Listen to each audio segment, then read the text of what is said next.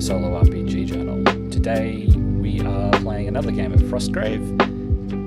We are playing the Living Manor, the scenario, the Living Museum. Sorry, it's a manor house in the Frozen City that has all but been destroyed. However, it's the Living Museum because in the center of the house, in the main room in this case, there are 5 statues, each with a treasure. And those statues will come alive, when a treasure is picked up, one of the statues will come alive and turn into a construct and try and kill whoever is taking the treasure. So we have our 2 warbands. We have the Illusionist, Harriet Vinn, with her apprentice, Killian Quinn. And they're appearing with 2 archers, 2 infantrymen, and 4 thieves. And they are going up against Corinne Agdal, the Illusionist, her apprentice, Evelina, and 2 archers, 3 thieves, and 3 thugs. So, the last game I did record the end of, however, the audio didn't record or something, I'm not sure. So I've got some visuals of it happening, but nothing really putting up. So I'm not sure if it's worth putting up because you can't really tell what's going on, except that I'm taking models off the board, I guess. But I'm not sure if it'd be particularly interesting to watch if you don't have the narration as well. As such, I'm not sure if it's worth going on with. What happened from memory is the Illusionist here did actually get badly wounded, and so I paid the cost to have her fully healed so that she can play again. And they didn't make it off with any treasure.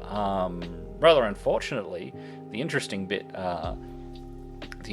that happened last game that we've missed is that they picked up some treasure and then got wiped off the board by the opposing team. They just had some really good lucky rolls for the other team. So you might have noticed in the overlay there, we do have a bit of a level difference. I've just spent the last 20 minutes trying to chase down the balancing rules. If the level difference is 8 or more, then the side with the lower level gets an extra creature, a randomly chosen creature, and their level difference is 7. So, no extra creature. But I don't think it matters too much.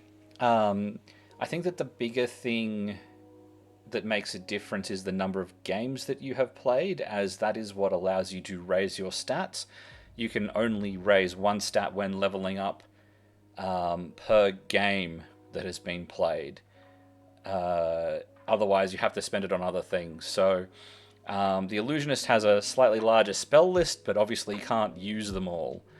And a lot of them are quite difficult for her to cast. So, really it should be relatively balanced and come down to luck of the dice roll. However, board is set up. So we're going to go in and see how it goes. See if the Illusionist luck will turn around. I don't know why, but the last few games have just gone reasonably one-sidedly, and I think it's mainly been to do with the luck of the dice. So maybe I need to review that and see if that's what's actually happening. But this map, we have one central manor building that has been destroyed. It's got its treasures set up in the middle, next to the statues. There is another building here that could be a starting location. The advantage it has is it has a raised platform for shooting off, but slower access to the treasure if you come from either one of the sides. And as long as you're on the ground, you do not have a good line of sight.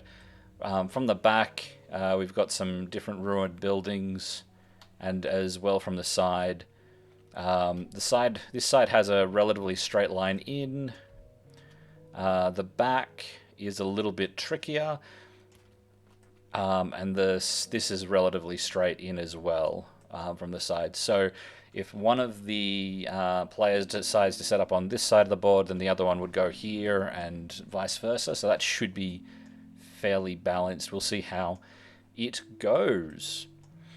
So let's roll to see who sets up first.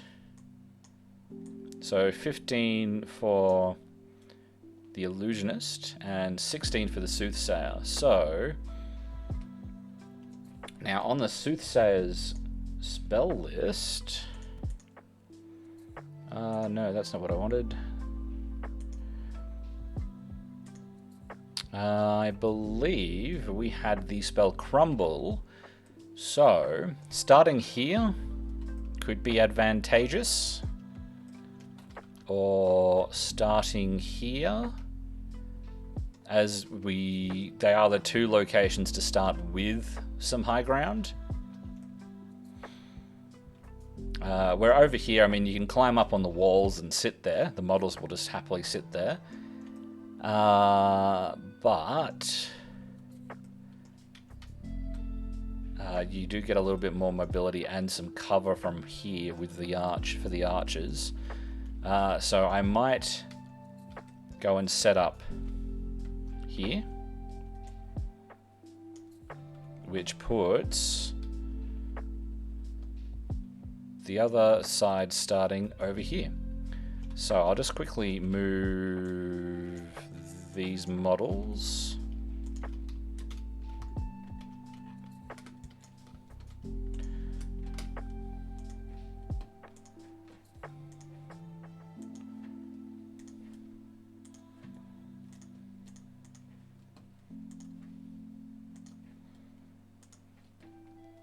Do you think it would be worth live streaming these games? I've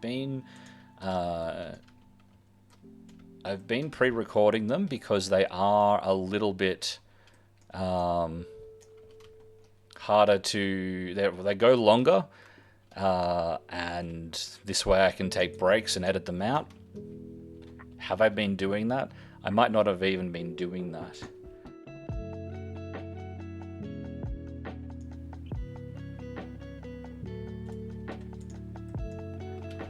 Apparently, if here we go. I'm not going to edit that out, so hey.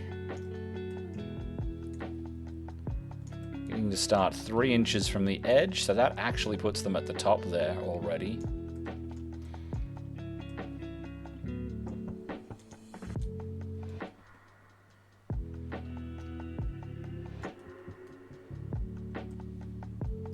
I'll have them start inside the building.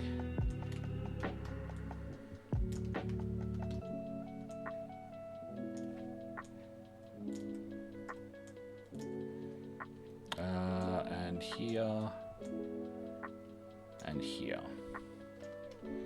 Going to be relying on that crumble spell. So, setting up the Illusionist. Where do we want to set up? This is a 3x3 board, so those archers will not be able to shoot each other. So the better way in is probably this one. We have a bit of rough terrain here. I'm kind of wondering if I should call this rough terrain as well. Hang on, let me change the atmosphere settings to make this a little bit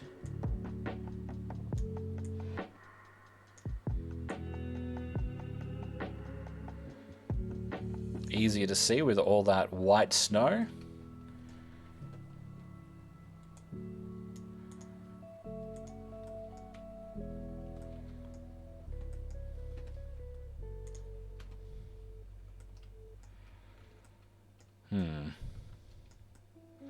So if I set up here, probably get a couple of thieves.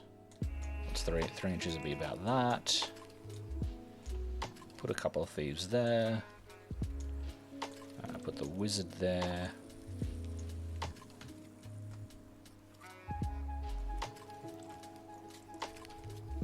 I don't know that there's much. I suppose if I put some thieves in.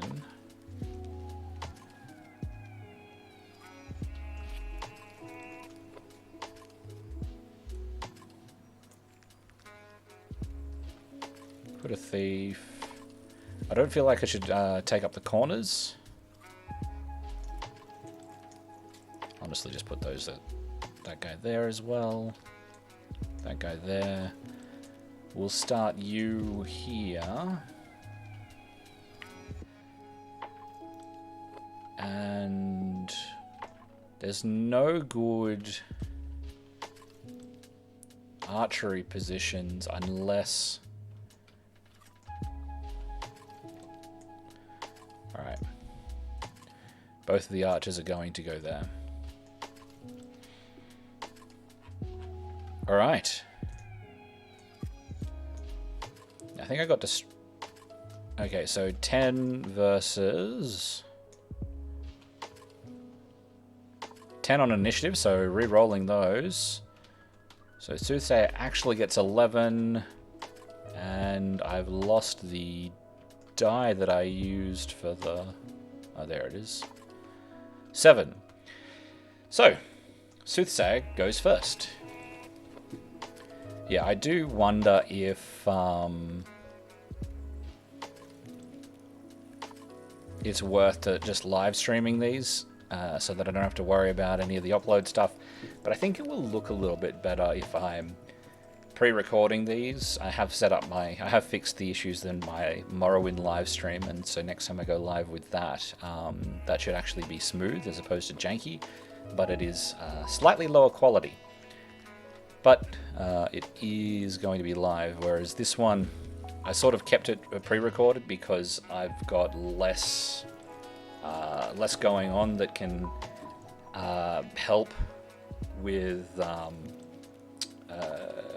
chat interaction.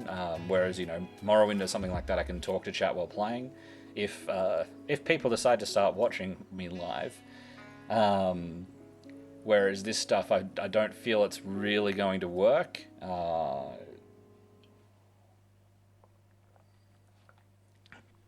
Looking forward, I will play. I'm looking forward to people starting to interact with me when playing solo RPGs, though, because getting other ideas from other people will be fun. So, starting this off, I'm going to not group activate, so that the first thing I can do is cast Crumble.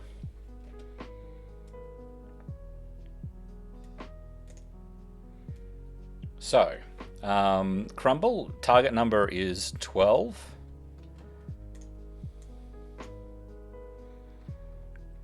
Two. Ah, good thing I set up on the other sides there. And of course, I didn't actually open my scratch pad to record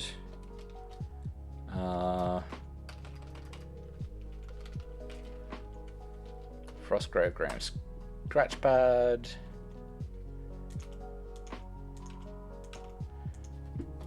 This is the 5th game I'm playing on stream, I believe.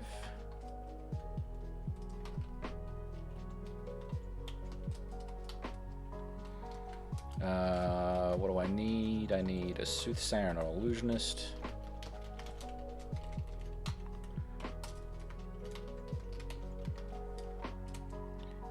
this is the Soothsayer, who has failed to cast Crumble by 10. So she's going to take 2 damage. I didn't set up their hit points. So she has 18 health now. So she's taking 2 damage, so she's going to have 16 of 18 health. I better put you up to 16 of 16. Brilliant. And we'll just jump right across here, because we are now at our Illusionists' turn.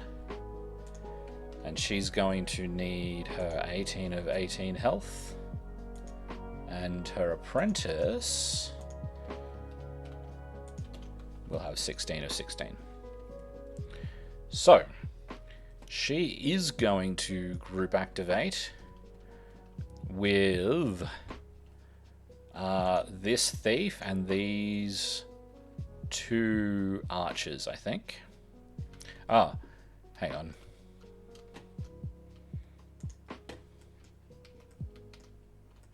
Okay, so you get a chance to move. So she's just going to move up to the wall, because we are expecting to get a crumble off with the apprentice. So, over here, group activating. So movement has to happen first, not from her head. So she's got 6 inches of movement, which goes to there-ish. These guys were right next to... He gets an extra inch, but I'm just... and his extra inch will go that direction. Now, our archers... Let's have a look at... her spell list.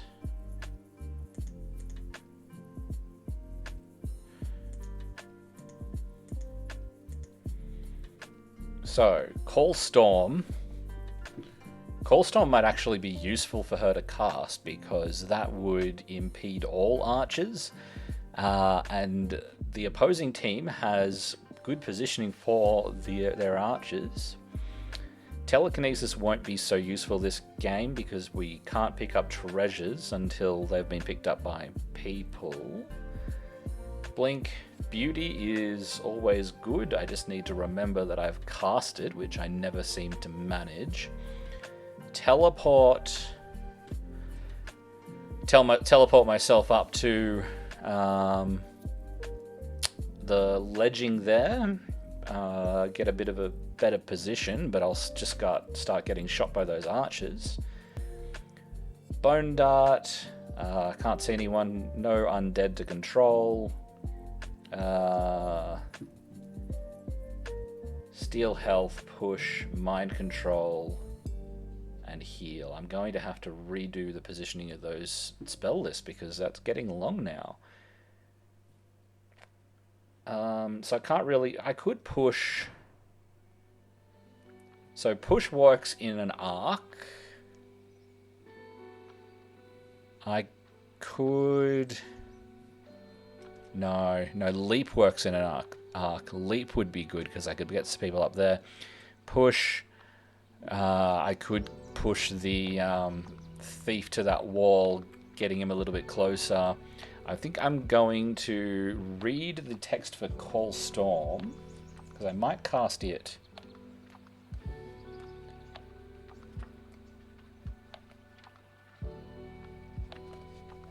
So it's -1 to shoot for the rest of the game. This spell can be cast multiple times with each additional... okay, so we're going to cast Call Storm with a target number of 18.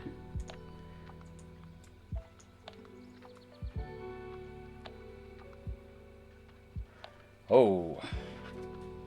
Okay, I'm going to need to look for a table to see how much damage I'm supposed to be taking.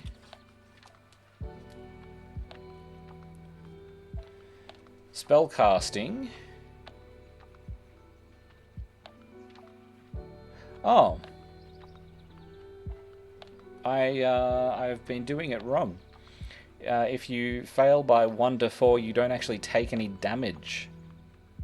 It's only when you fail between 5 and 9. So I've failed between 10 and 19, so I only take 2 damage. I feel like this was different in the first edition. So she's going to take 2 damage, and I need to record. Failed spell.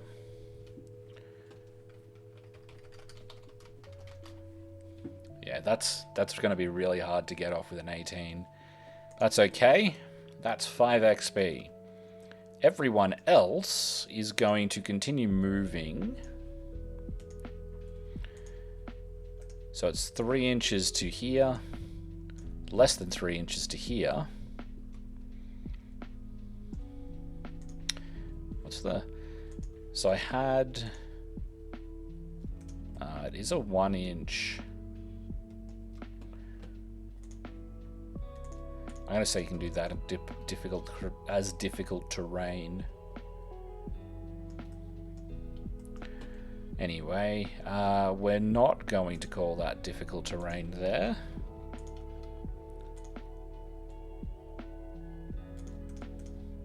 But he's going to get up here. And yeah, he's getting up there. So... heading back to our Soothsayer's Apprentice, Evelina. She is going to try and cast Crumble. And has to get a 14. Maybe she'll have a little bit better luck. 7. No. Not really. I think I'm going to cut for 7 because that way these guys will actually be able to get out. So I need to put something up that will show. I think I used a mirror. Miscellaneous interior.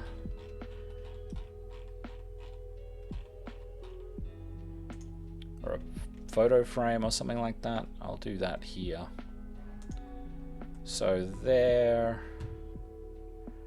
And can I see where I put it? Whereabouts I put it? Not really.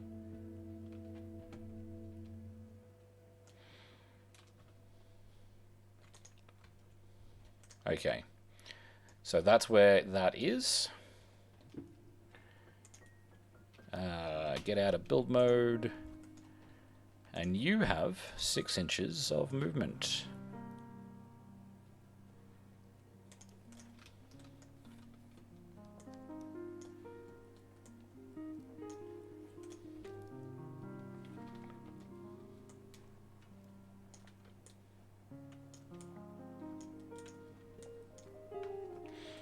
Cool. So they now have a way through those ruins and a successful spell.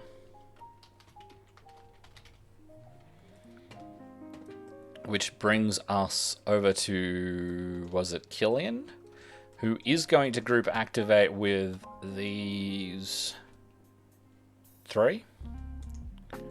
So this guy's going 7, which will get him up here. This guy is right behind.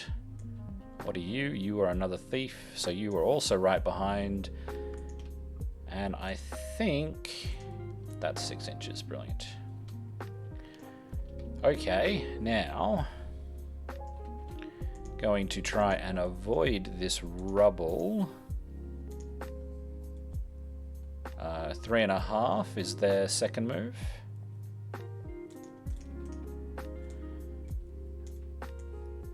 probably the same either way.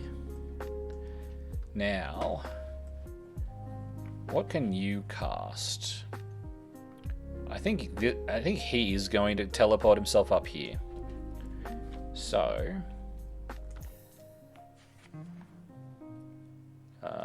wrong. Teleport is 12 for Killian the Apprentice.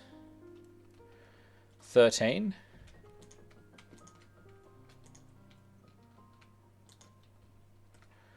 So he is now standing there.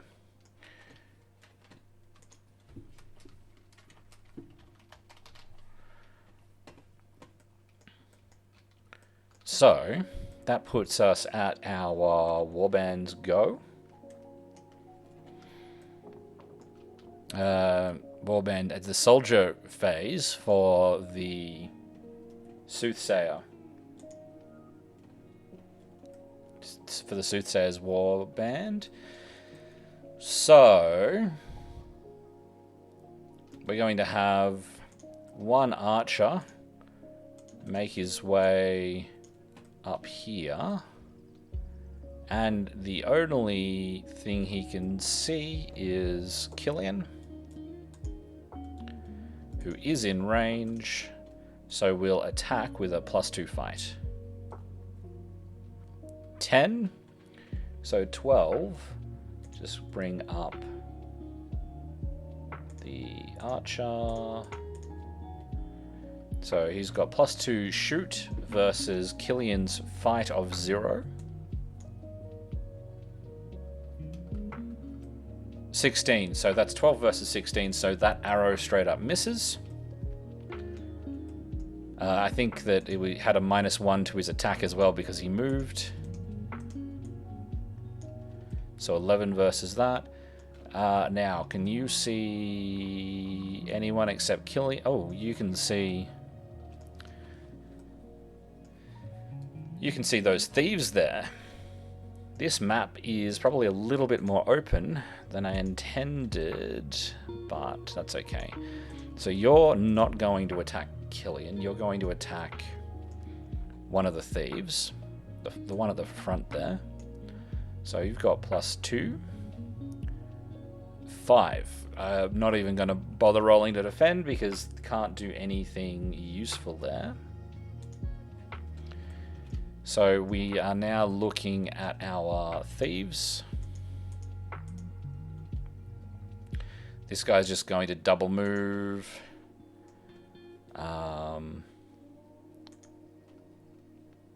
So that's 10.5.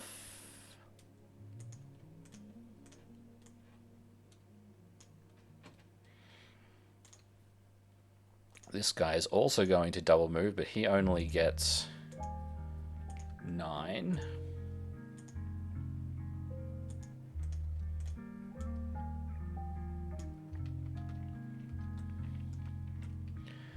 Around here we have 2 thieves.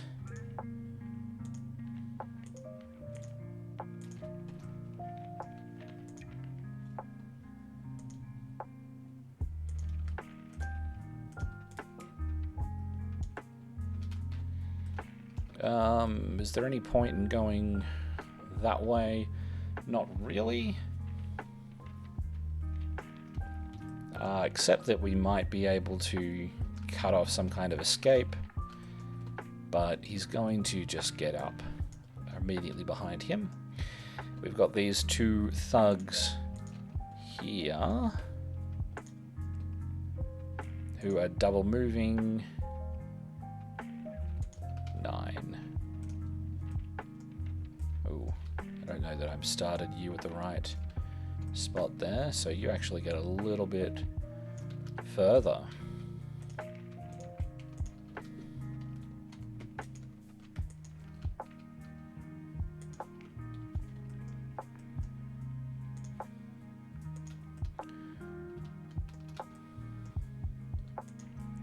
This guy is going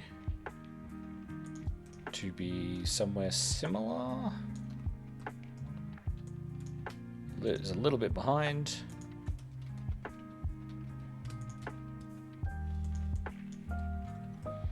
Brilliant.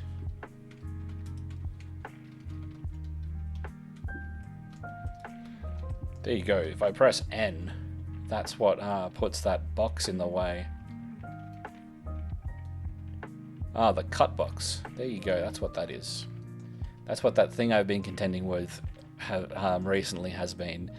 I've just not known what it was. Brilliant. So that's everyone on the Illusionist side. No, everyone on the Soothsayer's side. Now it's the Illusionists warband's turn. Who hasn't moved? Just these two, I think.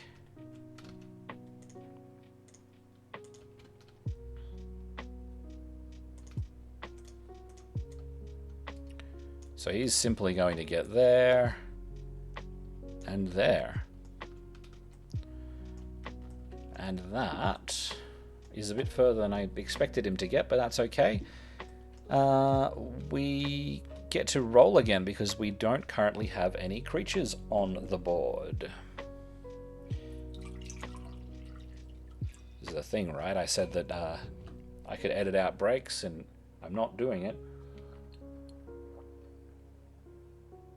You can enjoy me drinking water. So, turn 2. Rolling initiative for the Soothsayer. No, the Illusionist. This one's the Illusionist. Jesus Christ. 19. Unless we get a 20 this time. 7. Okay. So, the Illusionist is going first this time. Where is she?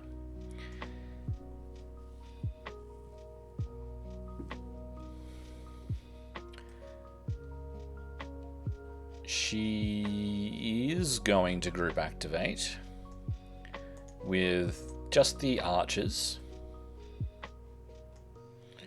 And so we're going to get the archers scrambling to get to the top. And that's going to cost them all of their first turn of movement.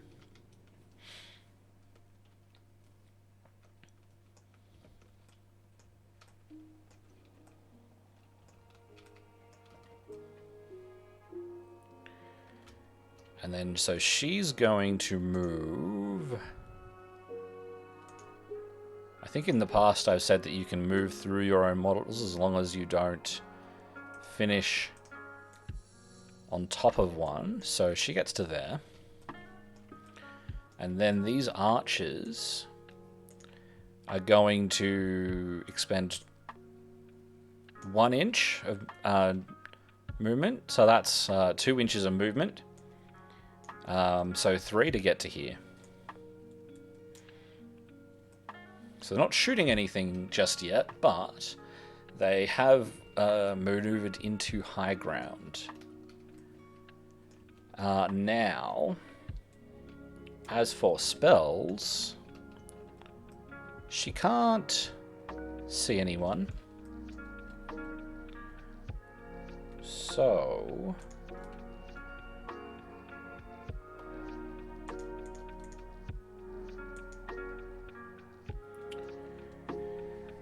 let's have a look. Blink, Beauty. I think I forgot to cast Create a Zombie, or bring the zombie around for the other team. Too bad, so sad. It moved on. Forgot beginning game spells as well. I will do those, because that actually does make a difference to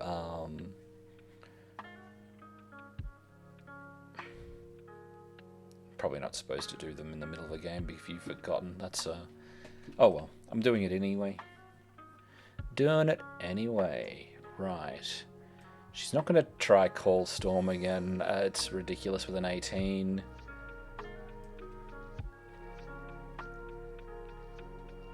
She's going to cast Beauty on herself, and hopefully I will remember this time. So she needs a 10. Jesus Christ, she could have cast Cold Storm. Okay, she has Beauty up. I'm going to color her base in an attempt Base color is magenta. That'll hopefully get my attention. Okay. And I think that beauty uses the target number as well. So let's change my target number to... Oh, it's 18. I already did that, apparently. Obviously rolled an 18 last game as well, casting beauty on myself. Okay. So, wizards.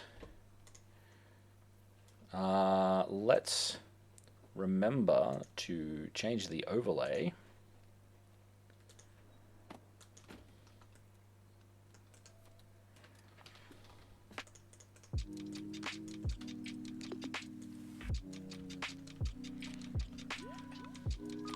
She's too close.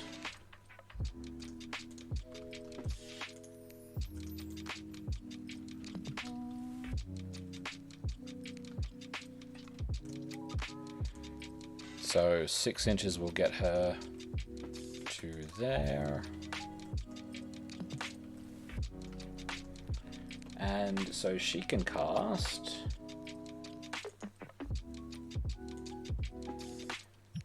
Crumble, Invisibility, Bones of the Earth. Can she see anyone?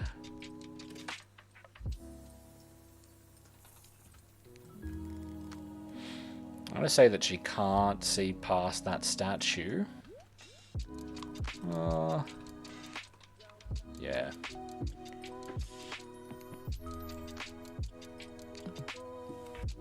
Bones of the Earth, Raise Zombie. Let's cast Raise Zombie now. So she needs a 14. Failed.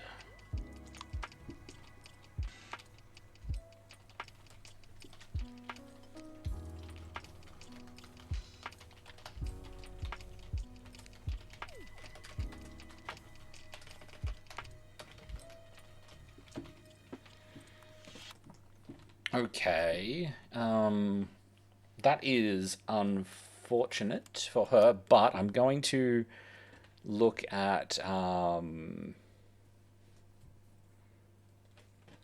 Reveal Secret for her. Now, her home base gave her +2 to Reveal Secret rolls. So she needs a 14, did it say?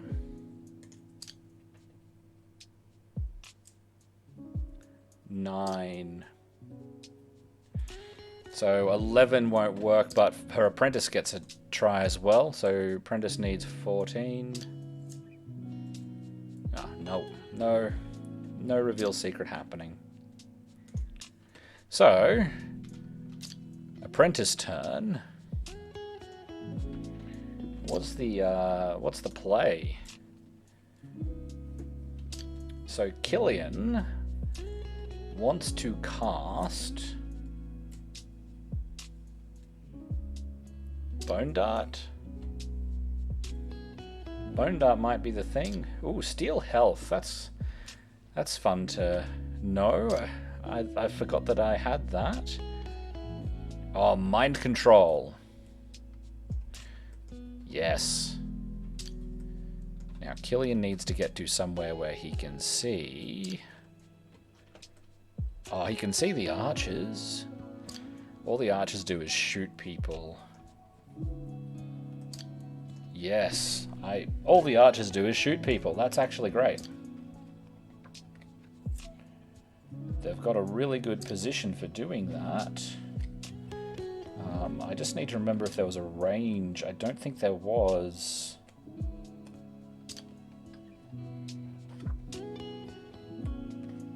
Mind lock, mind control, line of sight, no range. Brilliant. So he can see that archer. So that archer is going to get mind controlled, hopefully. So 16 for him to get this off. 7. Oh, does he do it?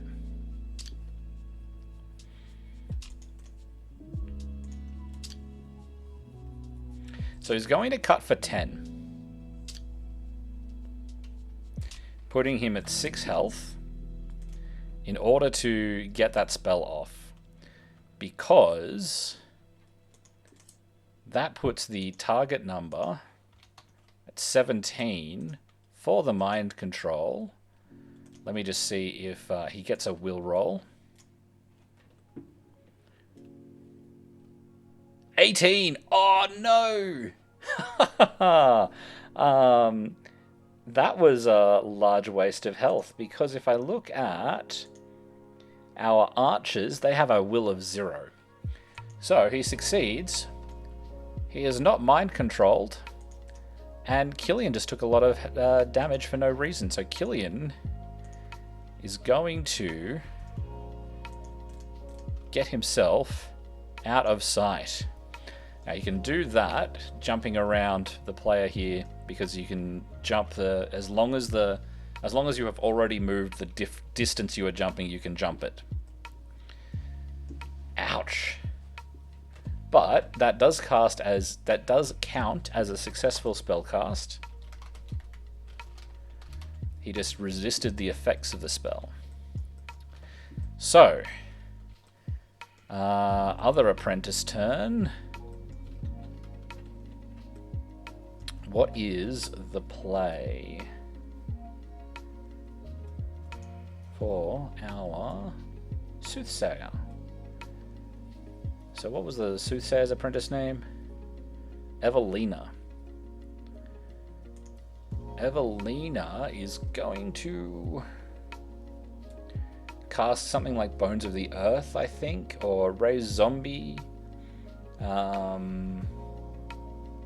Could also be good. Combat Awareness gets a +2 to those, so that makes it easier to control. Oh, she also has mind control. Who can she see? I said we can't. She can't actually see anyone. So touch spells aren't that great in that instance. Oh, you didn't move. Yeah, I don't want you to move because you don't want to get right up in front of those guys.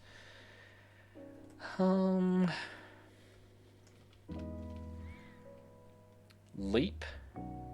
Oh, let's cast Leap. Let's put one of these guys right in the center.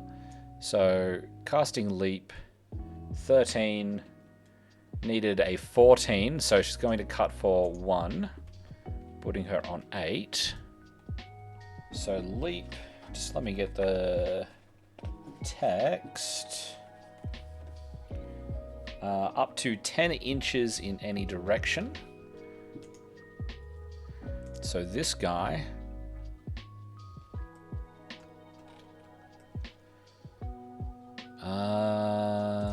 they're gonna be anywhere here. So this guy's going to get in the way.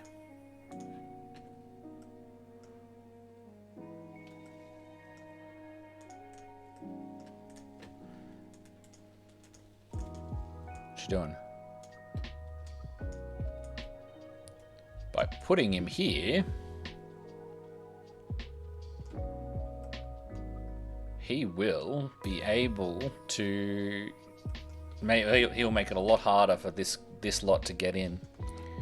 So that is a pretty good use of that spell. Let's get rid of the overlay. And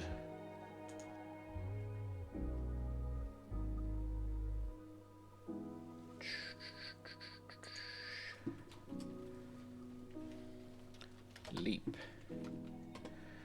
Okay, so that puts us at the soldier phase for the illusionist. So everyone else, what is everyone else doing? This thief is going to run in Now, let's actually read the text for the special rules so that we know how this works. The Living Museum. To pick up a treasure, a figure must first roll a will roll, target number 8. If the roll fails, the figure fails to pick up the treasure and the action is lost. If the roll is successful, the figure picks up a treasure and one of the statues, rolled randomly, comes to life. These animated statues are medium constructs. And follow the normal rules for uncontrolled creatures. Place a treasure token. Oh, maybe telekinesis would work on these. There's not actually any text saying that they're chained to the statues. They're just next to the statues. So actually, telekinesis is a valid strategy here.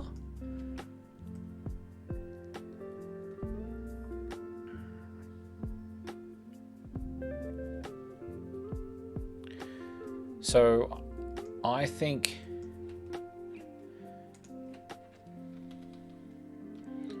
that we're actually going to just move. Can I get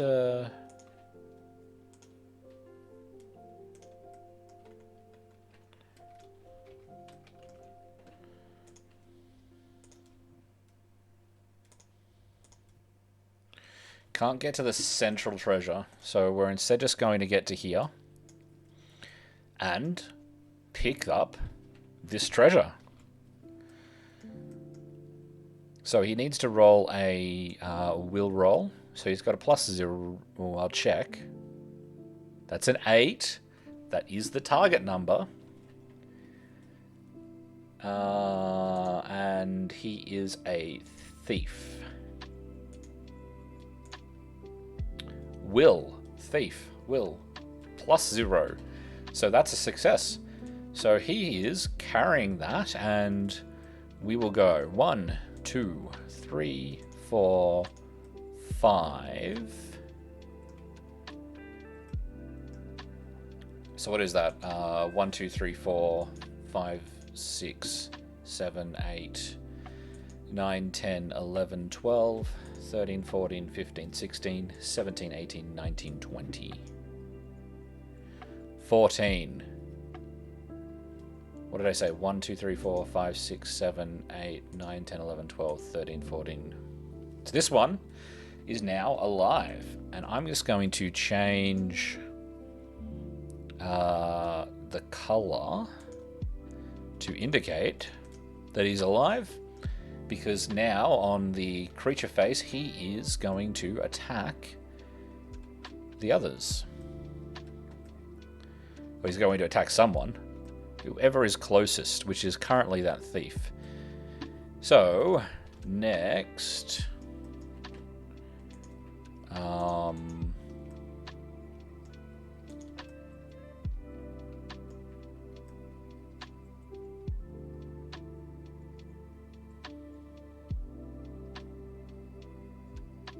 So this guy's going to run into there.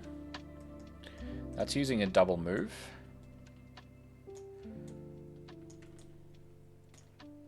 Sort of there-ish. And this guy's going to get behind him.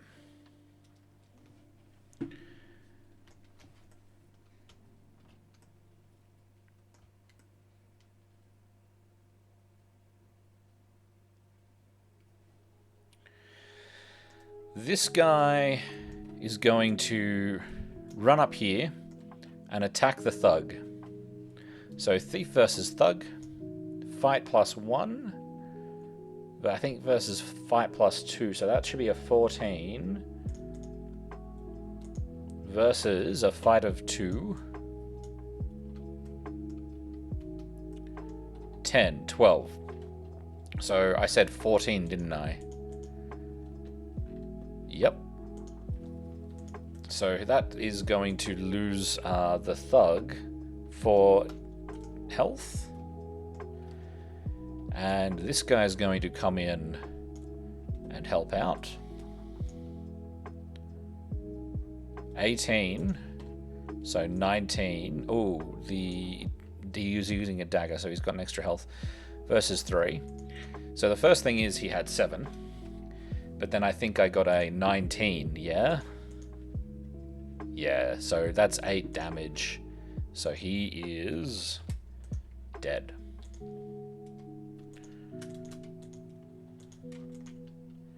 What are you doing? Dead.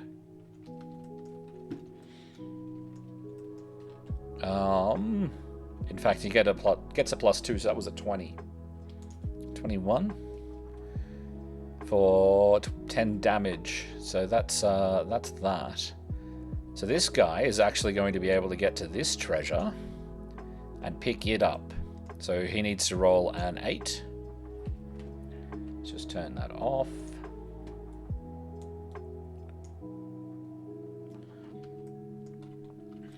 Okay, so that he successfully picks it up.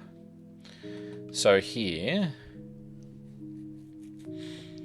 1 to 5, 6 to 10, 11 to 15, 16 to 20.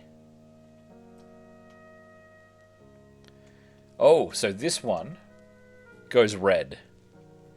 And this guy has successfully picked up the treasure. Base color, red. Alright, we have 2 hostile gargoyles. They are medium constructs. And who else do we have?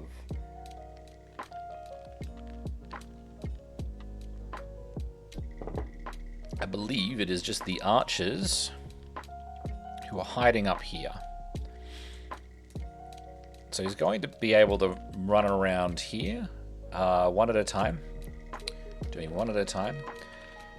And is going to be able to shoot the wizard. Because the wizard is the one with the most power and the most ability to be a pain. That's a 5, so we don't need to bother with the rest of the roll. So shooting the wizard as well. Alright, 4. In fact, 3. 3 and 4 because -1 because they moved. So that is the soldiers for all of these guys. So we're going to... I think the first thing to do is to shoot this guy. Shoot the infantrymen.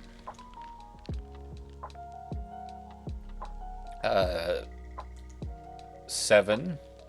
So not going to bother defending because even if it hits, armor will defend him.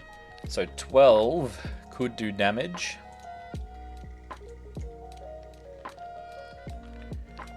9, 12 because he's got +3. Infantrymen have +3 fight, so it's even. So the shooter, I think the defender wins with shooting.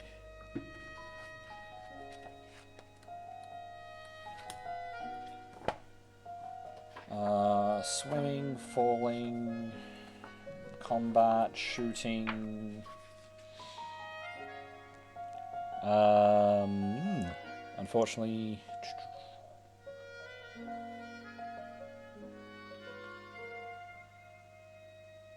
if the shooting is higher, if the target's high, if the target's roll is higher or the scores are equal, then the shot has missed. So that is unfortunate for the Soothsayer, who hasn't been doing very well, has not had a good run of luck, and it's so far looking to go the same way. Let's hope it turns around for her, though. So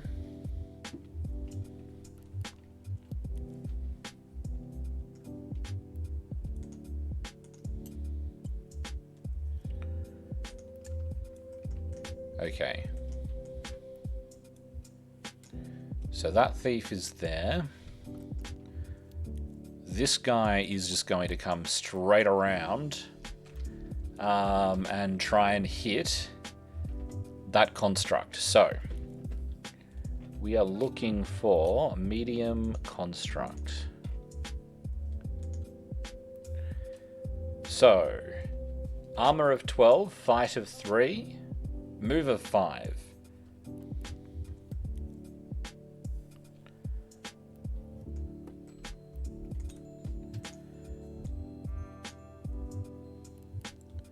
So 15 to attack, so that's 17 to attack.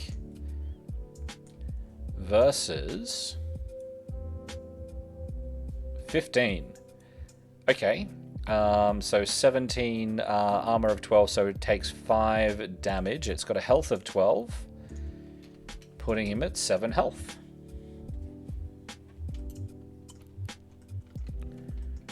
Now we've got...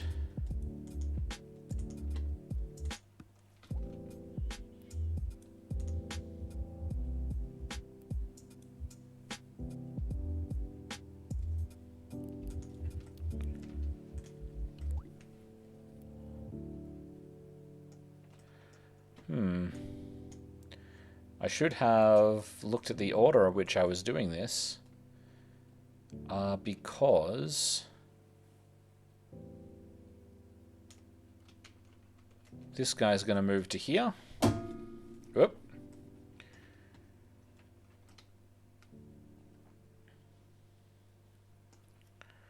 And this guy is going to move to here. So we're contesting 2 treasures.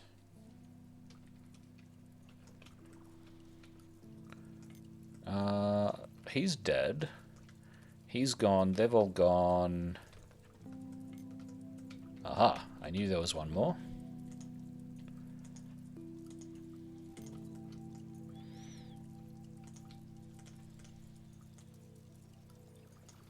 He is way too slow. I should have put him in the center with the wizards.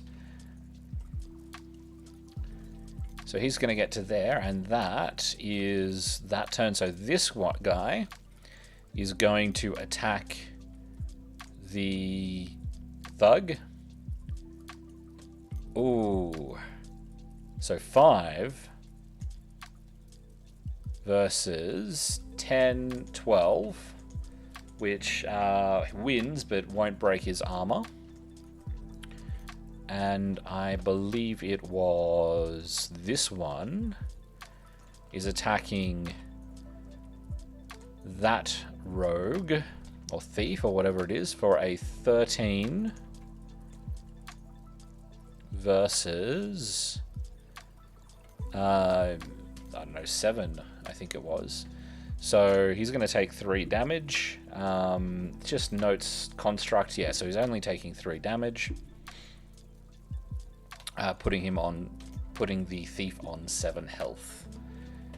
And that brings us to the top of the round for turn 3. So we've got a 1 for the Soothsayer. On initiative, and initiative for the Illusionist is a 2. Alright, as long as they're different and we're not re-rolling, that's fine. Where is the wizard? Here we go. And her thing was that she had beauty up, so let's go. Let's just move to here. That was measured from the top of her head. So she's going to get to around here without any problems. And then, what spells can she cast? I think I did determine that telekinesis does, in fact, work. Let's read the text. But there's nothing here to say that a player recovers the central... The player that recovers the central treasure gets a free random scroll in addition to... no, that's not I'm just looking for anything that says that, anything that will say definitively in the in here that telekinesis will not work to pick up the treasure.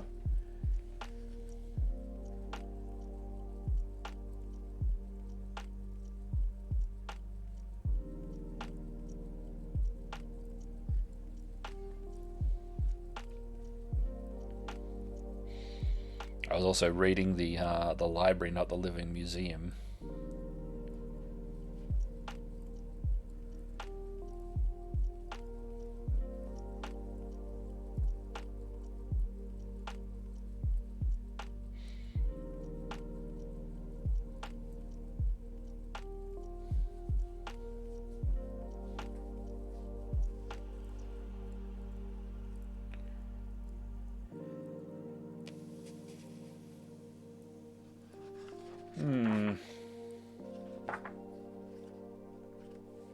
No, so telekinesis. The spellcaster may move any treasure token within 16 inches by up to 6 inches in any direction, so long as it remains in line of sight the entire time. If the treasure moves out of line of sight, immediately falls straight to the ground. This spell has no effect on a treasure token that has any special requirements for how and when it can be picked up. Okay, so actually no, because you need to roll a will save. They can't pick up any treasures with telekinesis, so that strategy will not work. Mind control, however, looks pretty good. So let's mind control that lone thief. 15. So mind control gets off. And she's got lots of health. So we're going to gamble a little bit and cut for 5 to make that target number 20.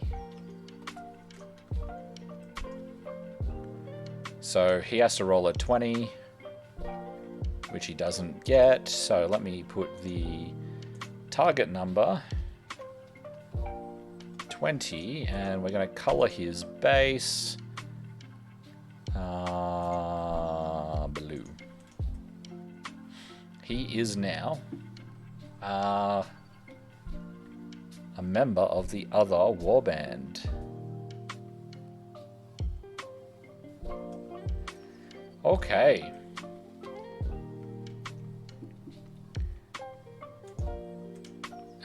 You're there, and so it's this wizard's go now. The Soothsayer, Karen, or whatever, Corinne, however you read that name. And so she is going to probably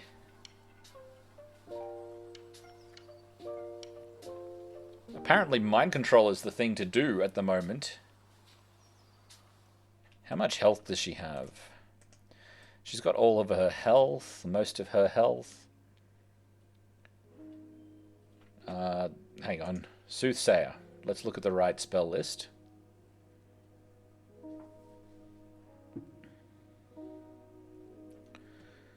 Leap looks like a good spell to cast. Mind control. Lots of targets for mind control. Oh, dispel. Dispel is probably better here. So we're going to dispel. Let me just read the text to see if I have to beat the target number, if I just have to get it off. I think I just have to get it off. Immediately cancels the ongoing effect of any one casting of any one spell. Cannot unsummon a creature, but it can do the control. So, let's dispel the mind control. Oh, let's not dispel the mind control.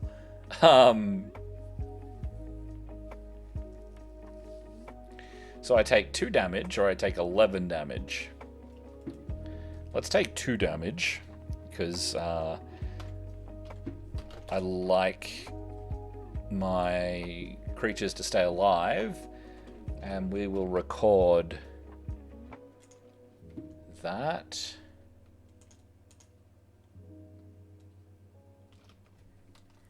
So that's 2 successful mind control castings, and because the last one succeeded, but the archer succeeded at save.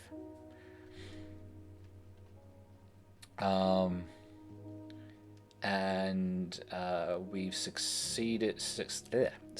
We have failed to cast Dispel.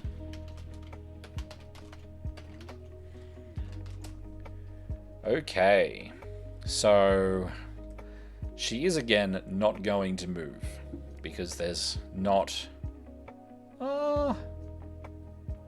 Yes, actually, she's going to move to here to break line of sight with the archers.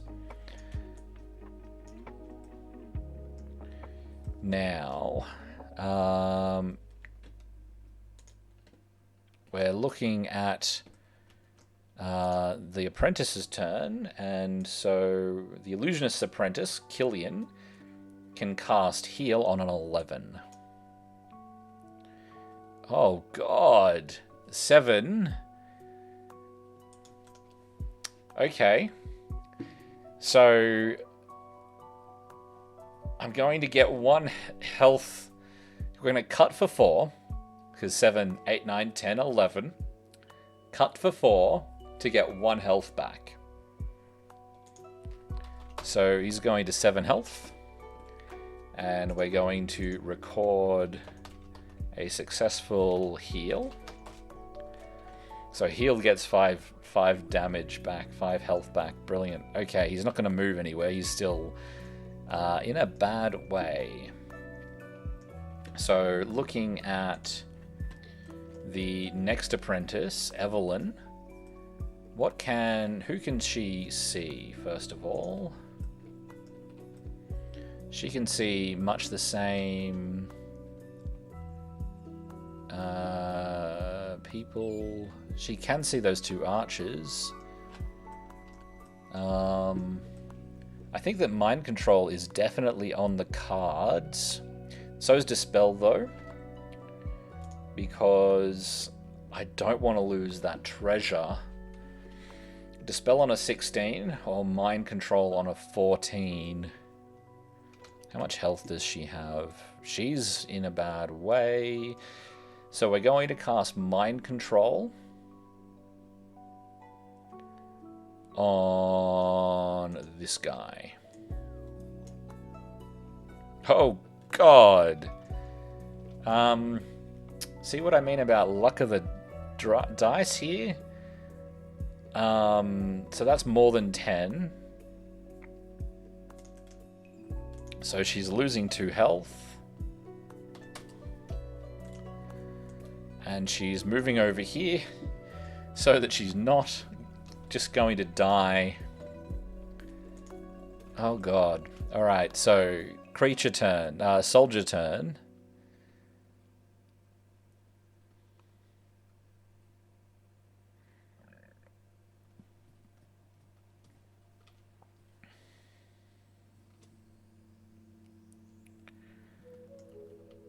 Soldier turn, this guy is starting to run for it.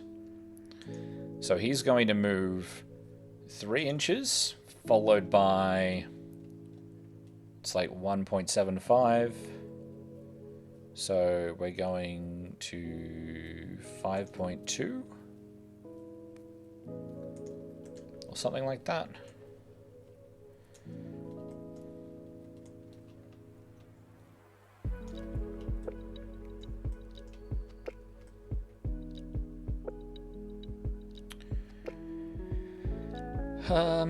I think that next, who can we see? So we're going to attack this group here with bows. Our 2 archers are going to go at these guys.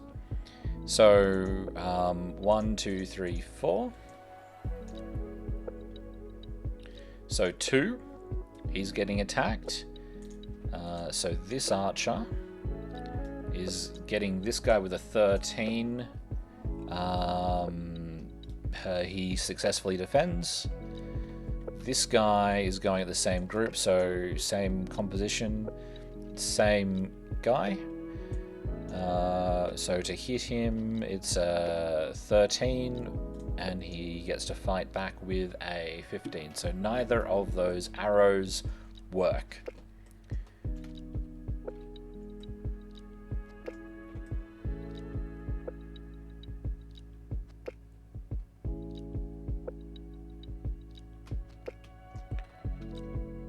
Alright, so this guy is going to get himself to here so that he can fight that statue. 16, 17 because he's a thief, 18, 19 because he's got the help of his friend, versus the medium construct who gets +3. Okay, 19. They've got an armor of 12. So that's 7. So that puts him on 5 health. This thief is coming up here and rolling a 19. 20. So he's hang on, 6. Daggers. Remember that daggers have -1 damage. So 19, 20 because he's a thief. 22, 24 versus. Okay, so that's winning. 24. So that's over 10 damage. So it's dead, and it's going over here because we're counting the experience. This guy is carrying this treasure, so he is going to move off.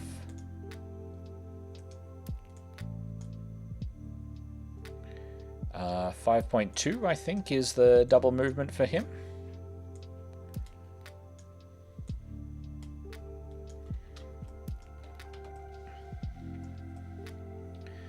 So that brings us to this guy here. So this guy's going to come to here. He's gonna come to this bit here. This guy can't snap to him because he's already in combat. This guy, that's not quite close enough for this guy to snap. So this guy is going to attack this guy, and he's not going to get any bonuses for defense. 7, 8, 9, 10 versus 16. So he's going to take 5 damage, and this guy is going to come in and have a whack. So 16. So he's an infantry. Let's actually bring it up. Infantryman, so he gets +3. He gets +5 because he's got his mate there. So that's 21. I did just roll a... I think I just rolled a 16. Yep, so 21 versus... Yep, so this guy is just going to keel over dead because he's got an armor of 10. So that's 11 damage. And they don't get to snap because they've already used their movement and both of their actions.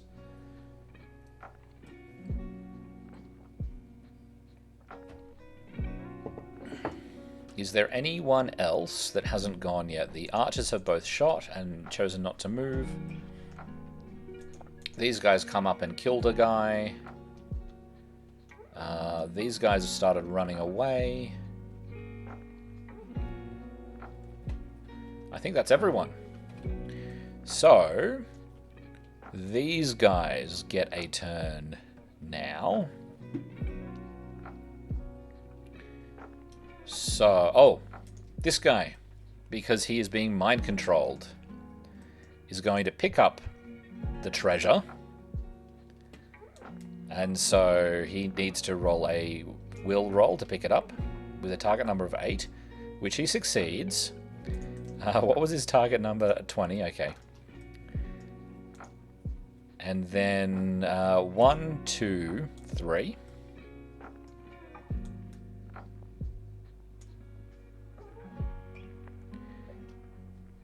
I think that's in the halfway range, because it'd be 7, 7, and 7. Or thereabouts. Ooh. In that case, no, 14 would be the last one, if, yeah. Yeah, so this one comes alive. You can set its size. Base color, red. So that one is now alive. And this guy, having picked up the treasure, is going to start moving off the table in this direction. He gets 3.5 inches there.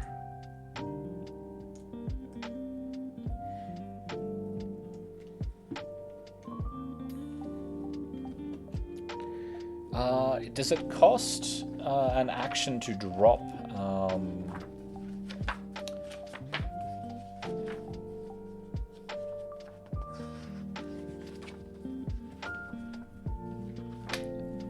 Very important all of a sudden, how if dropping is an action. A figure may spend an action to drop a treasure token it is carrying. So, at the end of its turn, he gets to roll a will save. He needs to roll a 20 to succeed. He does not. Oh dear. Cool. So...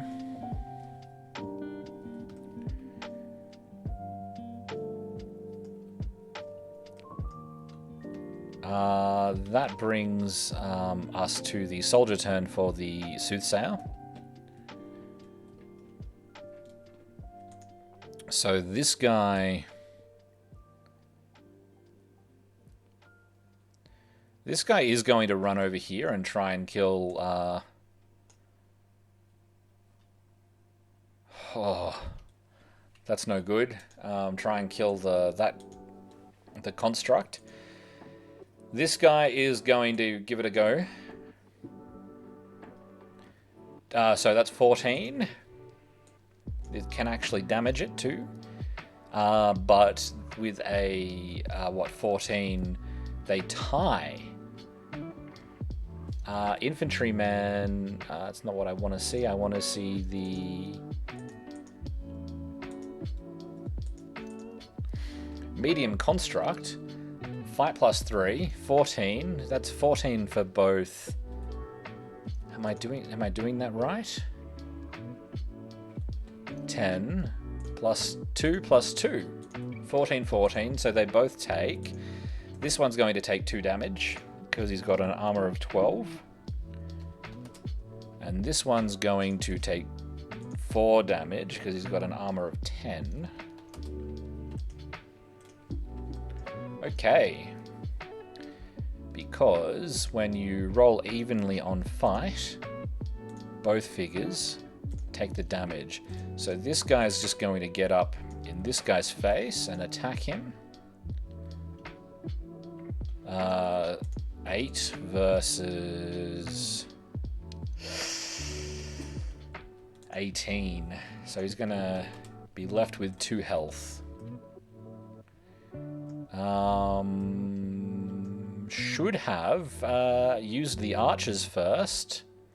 That wasn't smart, because I could have shot those guys, but this guy can shoot this thief.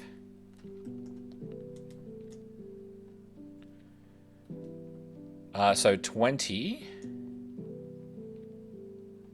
versus 17. So he's going to take 10 damage and die.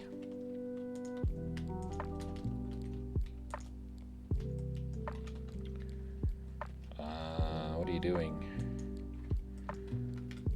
Who can you see? You can see that other thief. Okay. So we're shooting this thief here. I'm not going to call the treasure intervening terrain. 3. So that's not going to get anywhere. But we made a little bit of progress there, I guess. So that brings us back to the creature phase. So this creature goes first, and he's going to attack this one again, who is continuously doing damage to him. 16. So 19 versus 18. No, that's 21. 19 versus 21. No, 19 versus 23. So this guy's dead. Actually, hang on. Yeah, he's dead.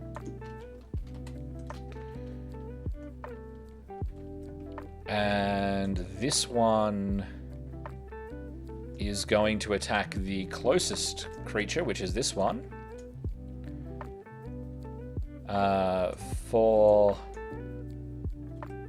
So it's 7 versus 18. So 18 minus 12 is 6.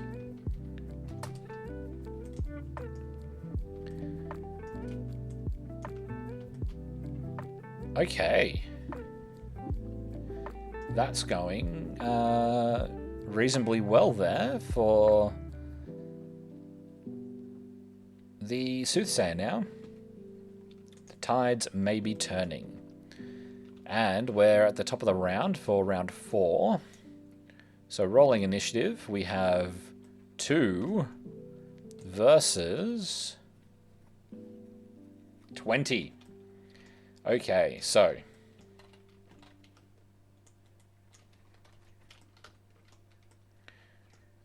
maybe not the box. Maybe we just want to grab that and drag that down. Right. What can you do? You had probably better move away from where you are. Because you're not in the best position anymore. So you're going to move behind this wall and cast heal on yourself. Ooh. 4. That's not good. What does she need to roll? Heal. I had the wrong spell list up. I wonder how long I'd left that up for. Heal 9. She rolled a 4. So she's 5 off. And I think that 5 was where you started to take that damage. Yep. So she takes 1 damage. And she has failed to cast the spell.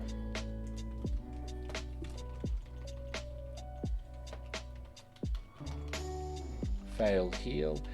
Have I forgotten to record some spells? Or succeeded at heal, I think. Yep. Okay, so the Soothsayer is going to cast... so she's got 14 health.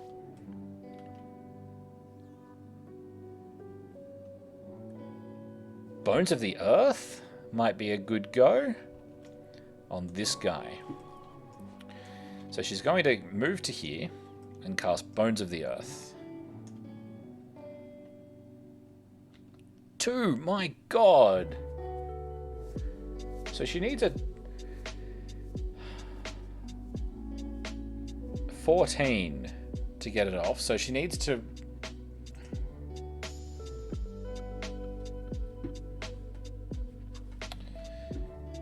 don't think she's willing to just die.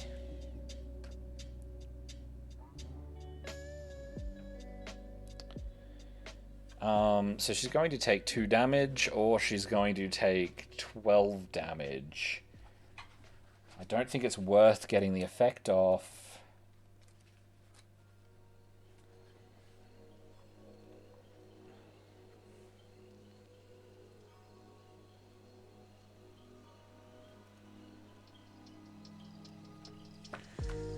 I don't know. It could be handy.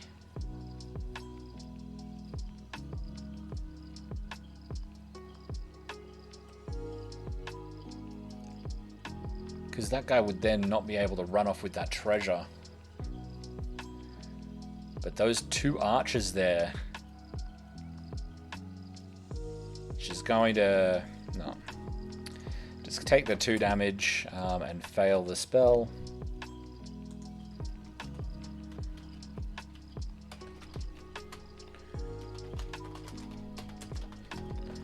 So she's failed Bones of the Earth, and we're looking at the Apprentice Phase. And we know that we've got an Apprentice hiding over here, looking to cast Heal on himself with an 11.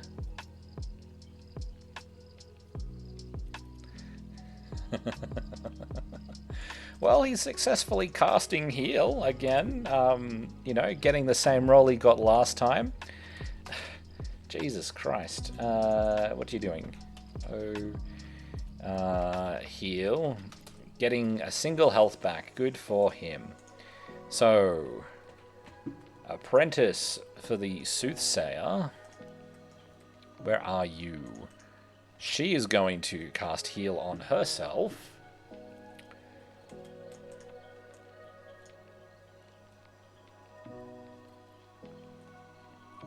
$15. So she's going to succeed and get some health back. Good for her. And she's going to stay where she is so that she's not just shot at by those archers, because they are really the only target that they've got. And so it is now their turn. Okay. So this guy's going to continue to carry this off with a movement of 5.2.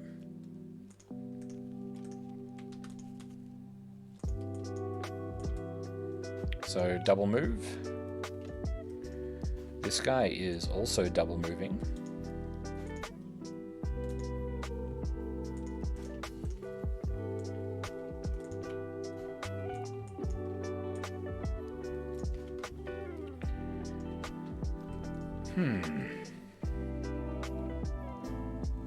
This guy will activate him now. He's only going to move 3.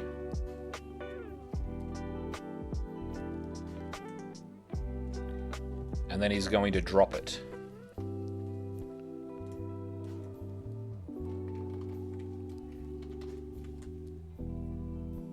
Three and a half.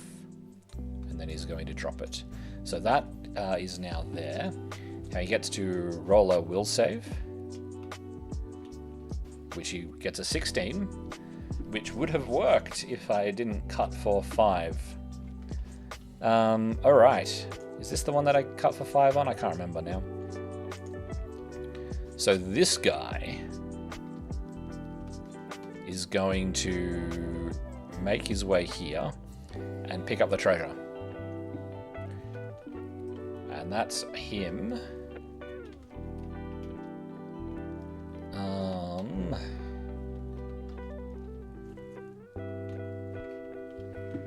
So there's 2 treasures left.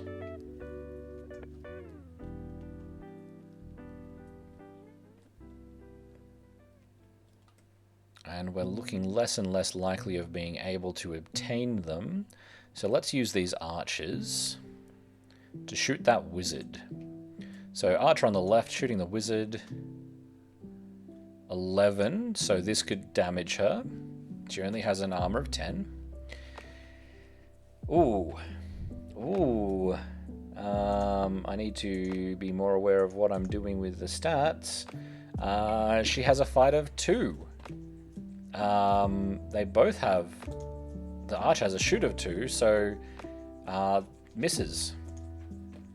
This archer, the archer on the right, is doing the same thing with an 18. So her fight of 2... Oh, she's going to take 8 damage, yeah. She has an armor of 10. So she has 4 health left. Good thing she didn't cast Bones of the Earth, because she would be dead.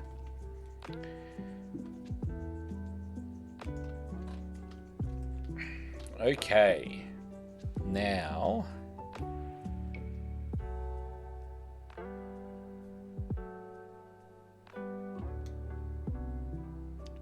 it's just these 2 left, so this guy has to attack this. So let's go over to creatures. So infantryman fighting the... Oh. Just remembered that infantrymen have are supposed to have double-handed swords and so do +2 damage. 20! It's probably dead. It would have taken an extra 2 damage from that hit that it took. So it gets to fight back. It's dead.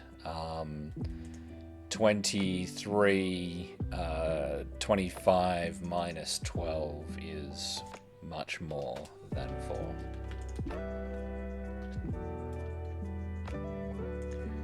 And the lucky thing for him is that he gets to snap into this fight immediately because yeah,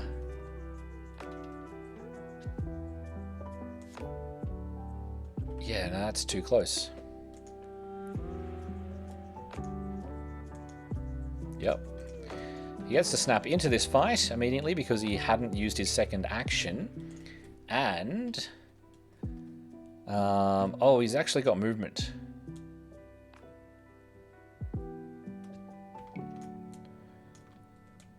So I can choose to position him like this.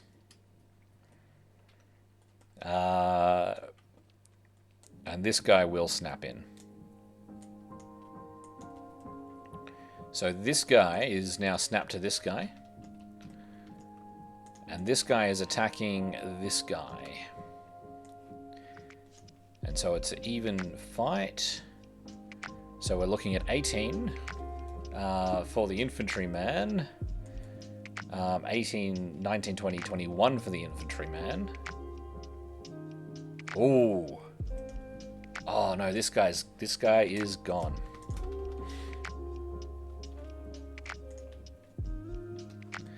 And he gets to snap in here. So, a thug and a thief versus 2 infantrymen. They have taken... they are worse for wear though, so we'll see how the fight goes. That brings that soldier turn to a close. And so we're looking at the soldiers for the Soothsayer, where we've got these 2. Those 3 are dead. Those 2 are up, and these 2 are up. And we've got a thief over here that. All right. So this rogue is attacking this infantryman. 15 versus... Oh, it's...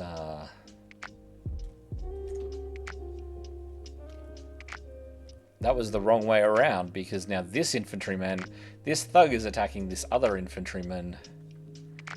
7 versus... Okay. Hang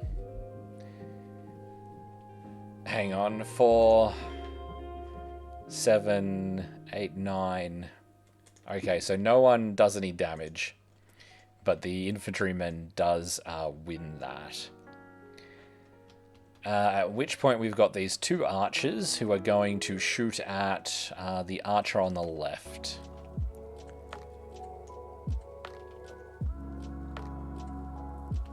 Five, not even going to roll to defend. Oh, okay, so 13 versus the archer's fight of 1. No, he wins, so they're not doing anything. Okay, so that is a soldier turn. There are no creatures left on the board.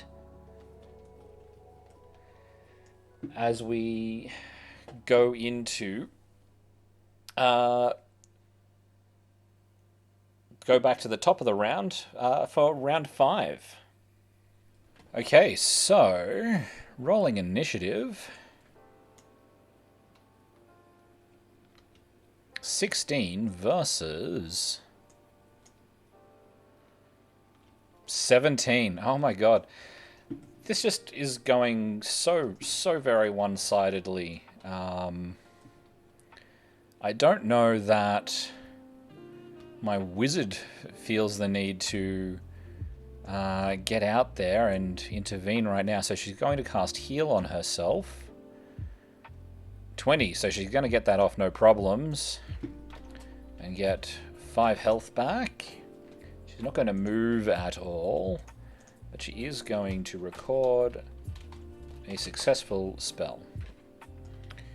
So, here we are with 4 health left, and we're going to attempt to mind control. The only way we get a treasure at this point is if we successfully mind control one of these infantrymen. So, looking at the spell list for the Soothsayer, for her to cast mind control, she needs a 12.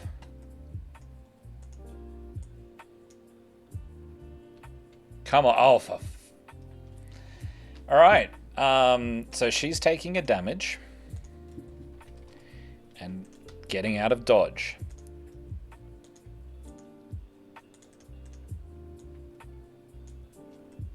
She's now there and can run away if needed. Oh, was she?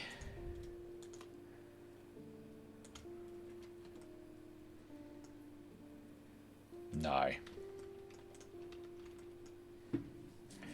I should probably have ruled from future games. I think I'm going to rule that doorways created by Crumble are going to be rough terrain. That just makes sense.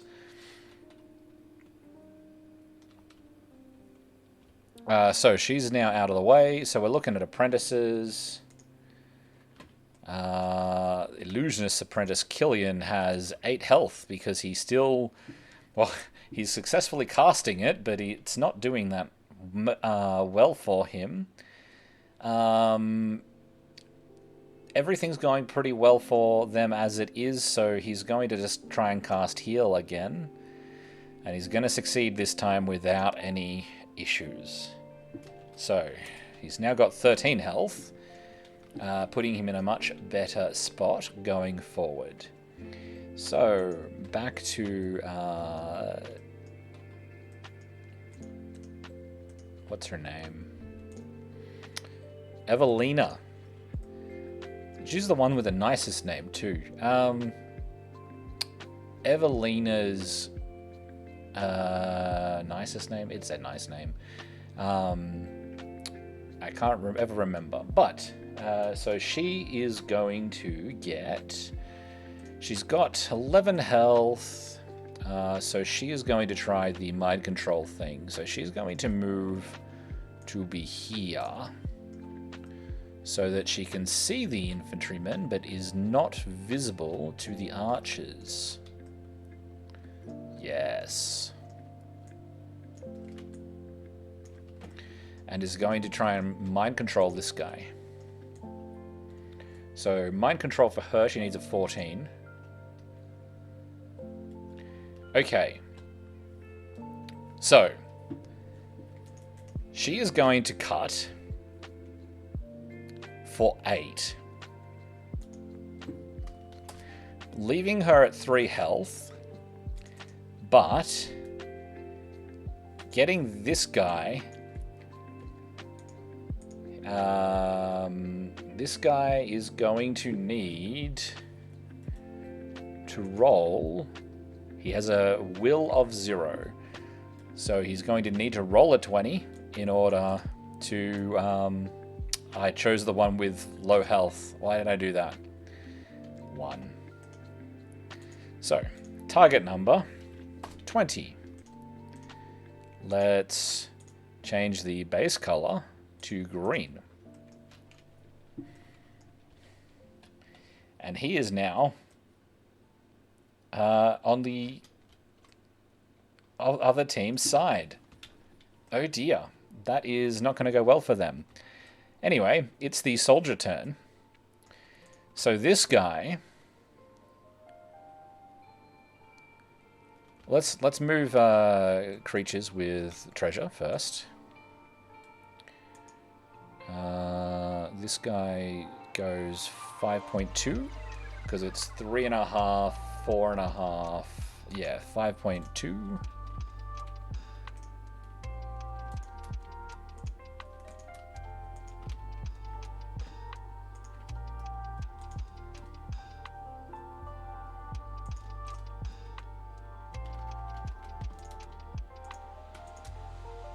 So they will both be off the board next turn. This guy is now carrying a treasure. And he also gets 5.2.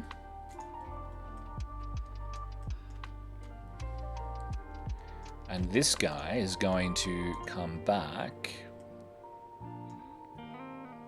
Ooh.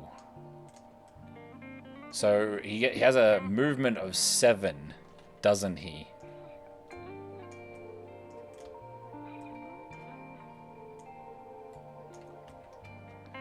He is not close enough to get into combat. Okay. So what he is going to do is he's going to come and pick up this treasure. So can he pick it up? Yes, he can. So 1, 2. So that's 1 to 10 versus 11 to 20. So this one is now hostile and will move on its turn. And this is in this guy's hands. So, this guy...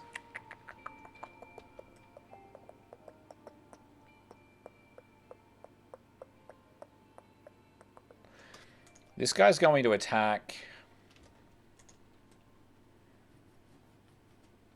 I don't want to kill the infantryman. He's going to attack the thug, because we want to kill the thug. So 14 versus 4, 5, 6, 7, 8, 14. So he's going to take 4 damage. No, he's going to take 6 damage because he's got a +2. It was the right choice.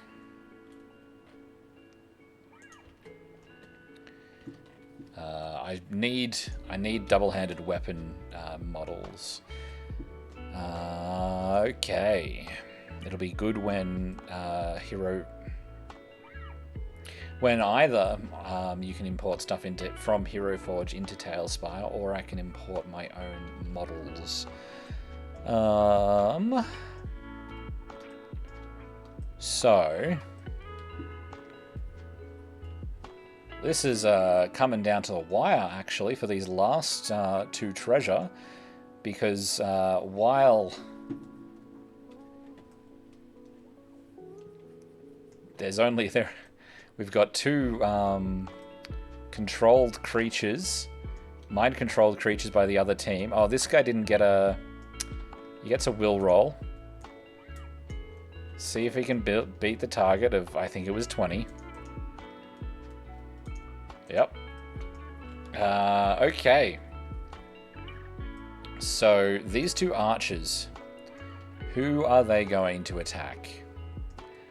I think that the archers will go after one of the other archers. So they're going to shoot the archer on the right, who they both have cover, so they both get +4 to their fight. So the archer on the right first misses horrendously. The archer on the left, 11. So 13 versus... okay, so 15. Because I think that if we look at the archer stats... no, 16. So that archer is fine with his cover. And that is all of the creatures on that side of the board. So the soldiers for the Soothsayer.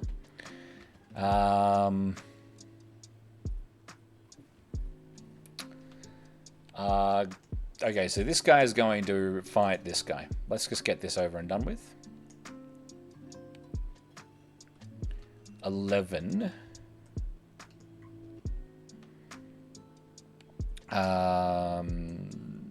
They've got the same stat, so whoever rolls highest wins. 11 versus 3, so that 11 is actually 13. No. So as infantrymen, they have a +3. 11 is 14, 16, so he's going to... Oh, armor 11! I've probably done that wrong. But I think he's dead. He's probably... I'm not sure if he should be dead or not.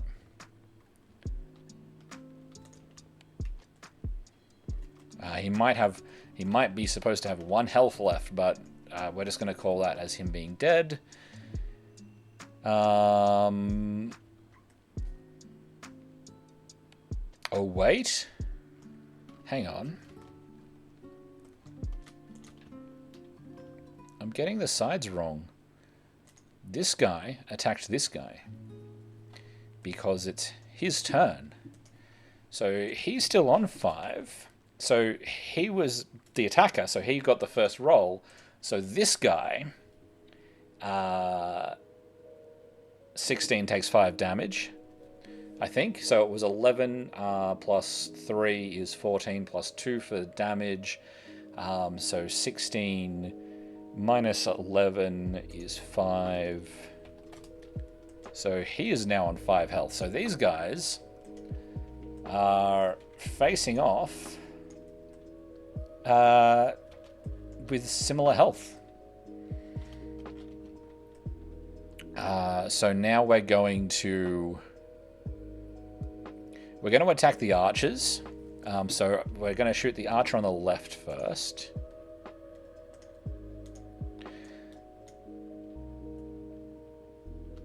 With the left, so left to left is 16 versus 17. Right to left is 4, and we're not going to roll to defend because can't beat the armor. So, this guy gets a will roll. Unless it's a 20, it doesn't matter. Yep, that's what. All right. Very close. 19 is very close. So, there are no more models left. It's a creature turn. Creature moves 5 inches, I believe. Yep, medium construct, move of 5. No worries. Over here, and is going to hit the mind-controlled thief. 16, so 19 versus... Yep. So it's just 9 damage. He's got 1 health left. There are no more creatures on the board.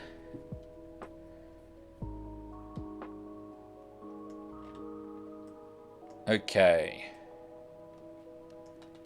So that's the end of round 6, I think it was. So top of the round, we're rolling initiative. 9 on this side. 12 on this side. Hang on just a sec.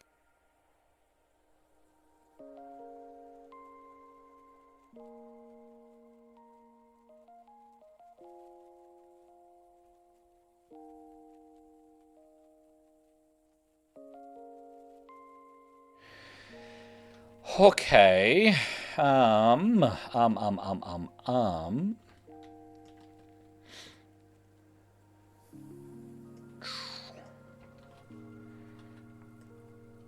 This is a really good scenario.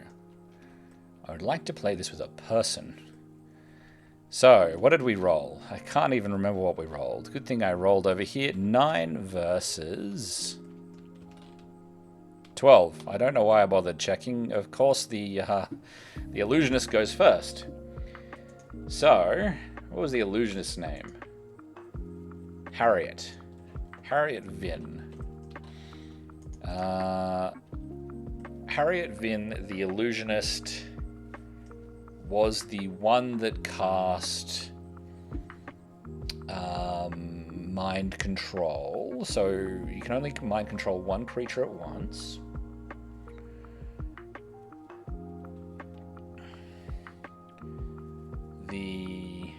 That treasure has been picked up, but he needs to drop it before telekinesis can work.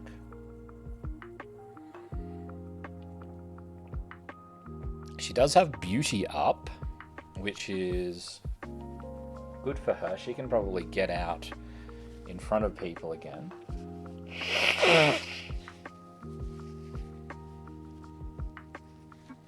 Ooh, she's got steel health. Let's see exactly how steel health works, because that might... Steel health is line of sight. Doesn't have Dispel. Dispel would be best. Could she mind control a mind-controlled target?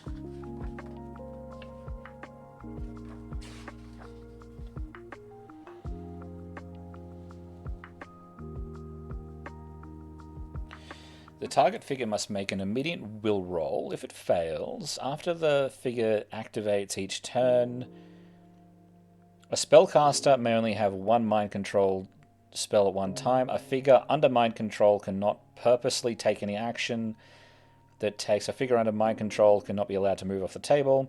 A spellcaster may cancel an active mind control at the end of any turn. This spell has no effect on spellcasters but may be used against any other figure unless they're specifically noted to be immune to it. I don't know.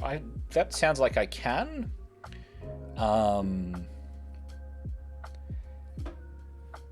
But I would probably say that the target number then has to be higher. Because the mind... Yeah, let's rule that. Target has to be higher. Making Dispel the better spell for that. So, mind control. She's the one that's mind controlling this guy right now. Why has that done that?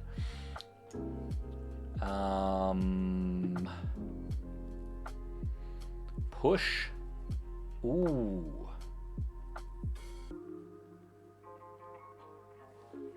I think push might be a goer.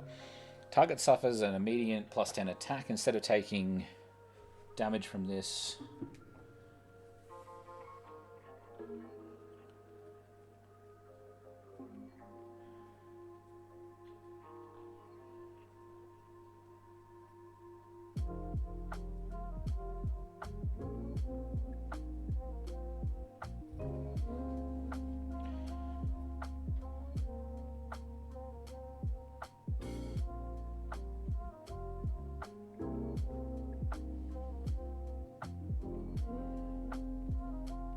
Ooh, okay, so push.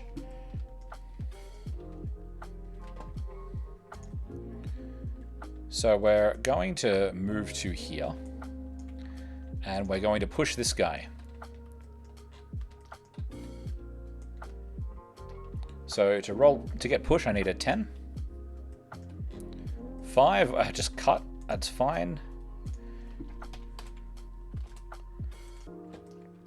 So plus 10 shooting attack. 13. So I believe...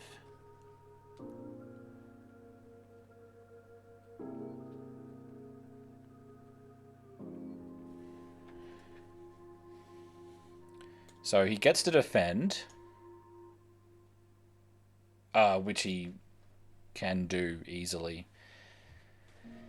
So that's a pity, but it means she did successfully cast a spell. I have a feeling I've... Mind control. Mind control. I've lost notes. So she cast mind control. Failed Bones of the Earth. Yeah, I remember doing that mind control. That's, I think, where we are. 1, 2, 3, 4, 5, 6, 7. 1, 2, 3, 4, 5, 6, 7, 8, 9, 10. I think I've failed to record a couple of spells. Alright. Moving on, I'll have to work that out later.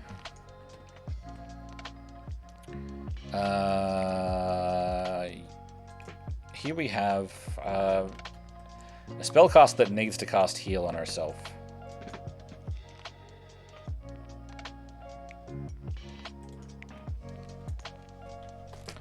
Rolls a 1, takes 2 damage, fails to cast heal.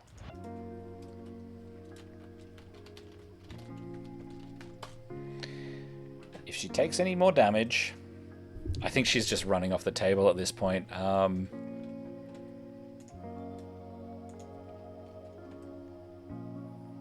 Ooh.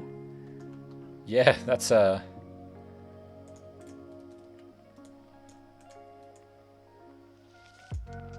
Something I didn't think about with this map is you can get right across to the edge of the table with that wall. Anyway. Apprentice's turn. We have an apprentice up here who actually has lots of health again. So he's going to come over here. And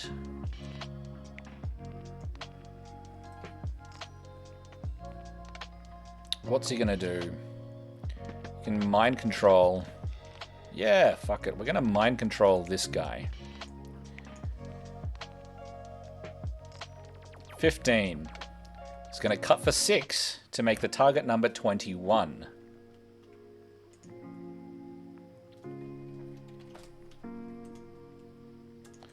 So this guy now has a target number of 21. Which he can't actually succeed at. So he's now mind controlled. I'm going to color it blue, even though he's back to the warband because he's being mind controlled over a mind control. So they're no longer fighting. So this apprentice is going to be annoyed about that and going to try and mind control. No, she's going to try and cast heal. She's going to successfully cast heal on herself. And this is the bit where I need to remember, actually...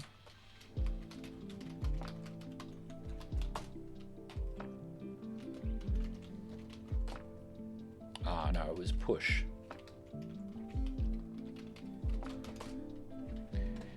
Remember to record your spells, because that is important. Okay, so... in that case...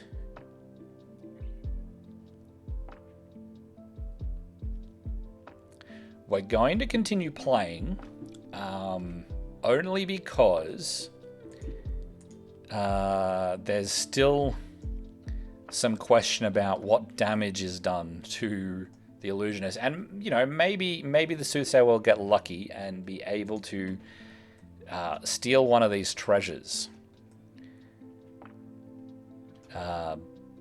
And you know, maybe running off is not the thing to do. Maybe the Apprentice can come over and heal her on the next turn or something. So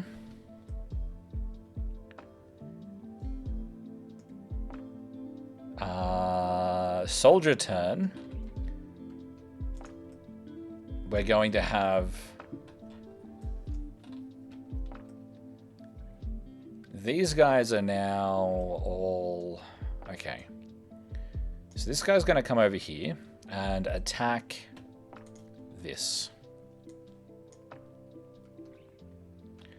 19. That's gonna, yeah, okay. So 19 to 22 to 24 to deal 26 damage against an armor of 12 is 14 damage. So it's just dead.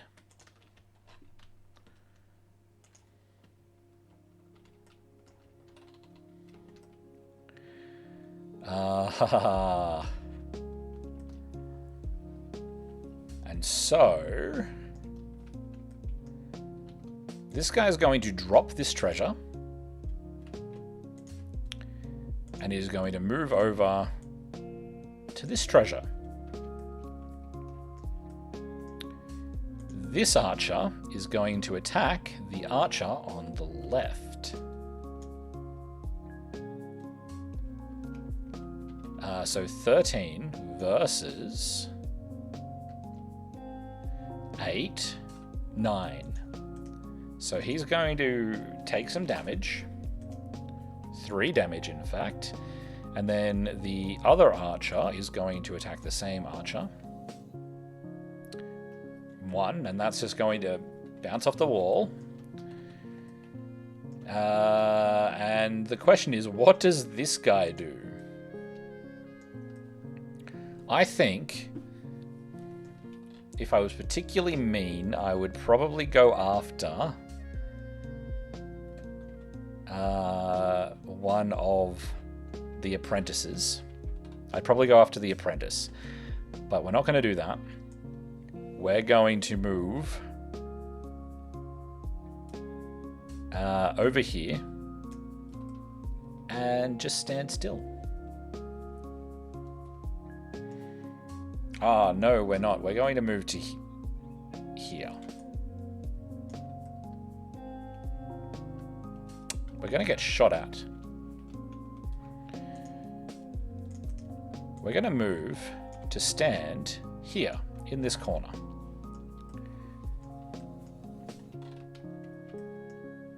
Did this guy have to move? I don't think he did. So we'll move him out of turn. And we'll move him to here.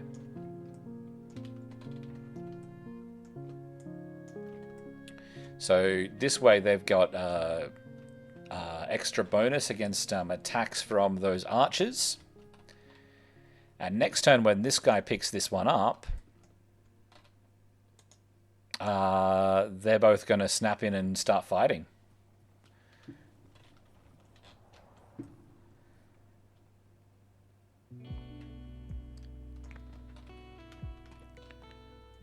So,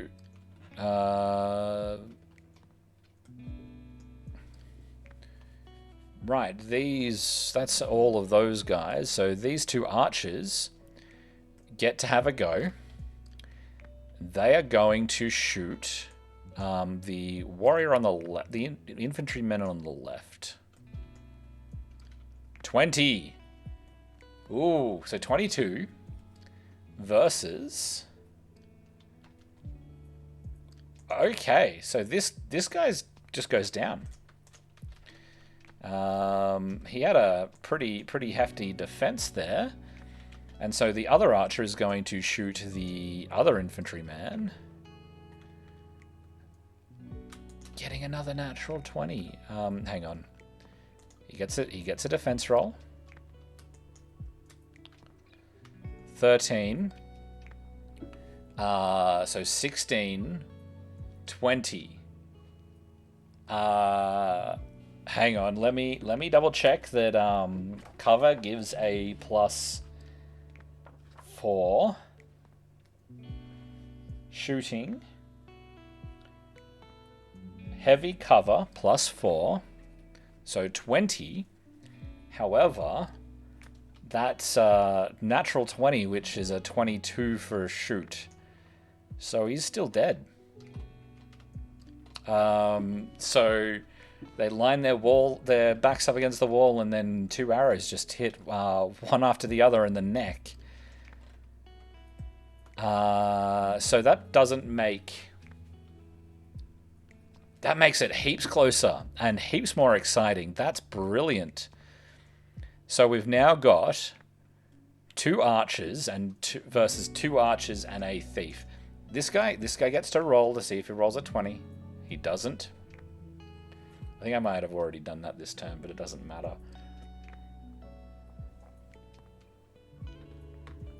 And so we're now going into an extra turn. So, oh, this is close. And actually quite exciting. 6 to 18. Okay, so the Soothsayer is going first this time. So, she's going to come back to here. What is the range on heal? Within 6 inches. And she's going to move a little bit further. She's not going to cast a spell. Hang on, what's the... 8 inches. Okay. Can I get to 6 inches? Yeah, war games. This is how this works. So, can she get any...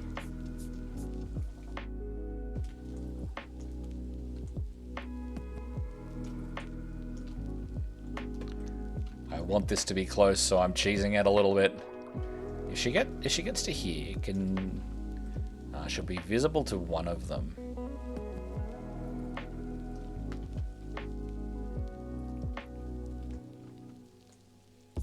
She can't be invisible to all of them.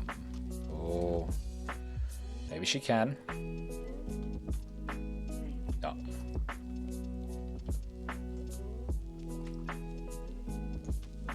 Oh, hang on. Visible. Probably doesn't count that bit of terrain as... No. Okay, so she's invisible there. So that's as good as we're getting.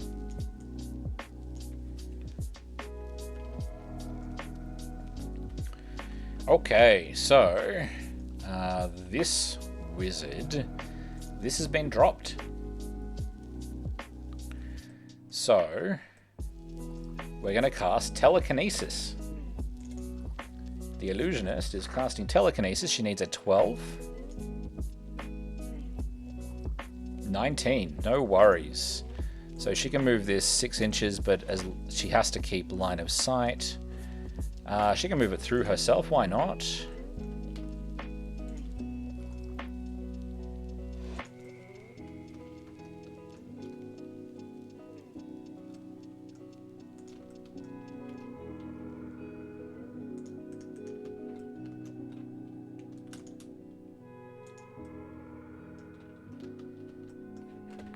And so that...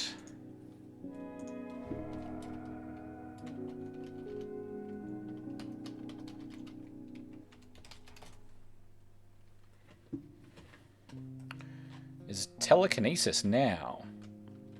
So... No, don't do that. Don't do that. I need to fix that. Maybe turn those keyboard shortcuts off. Okay. So how much health does she have? She's only got 8.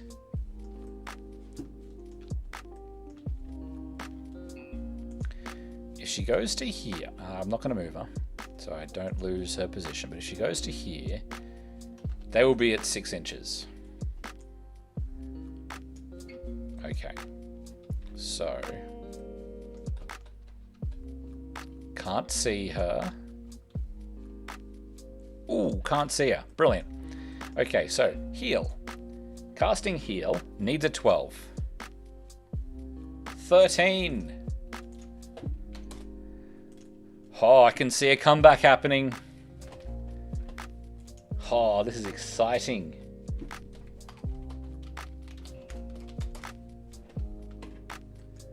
All right. So, can we get at least one treasure?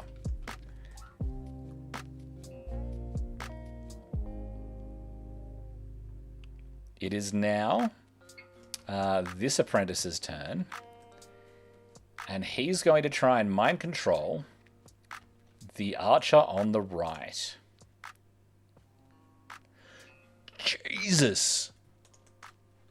Not even... Oh, okay. I better roll the save. Doesn't make it. Oh, wow. It was going so well.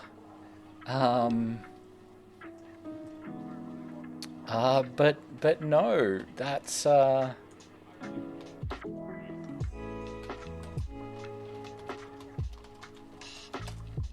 probably where we should call the game. Let's finish the round and see what happens. There could be more damage done. Archers are expensive. So are infantrymen. The infantrymen are dead, so economic damage is still possible. Okay. Oh my god. This game is amazing. Alright, so it's the soldier phase. And there is one soldier left.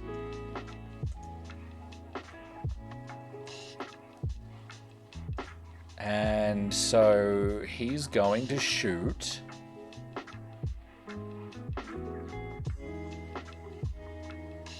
He's going to shoot that thief. 14 versus 16. It's fine. He's fine. All right. So the thief is going to pick up the treasure. So he needs to roll a target number 8. He fails. He is unable to pick up the final treasure.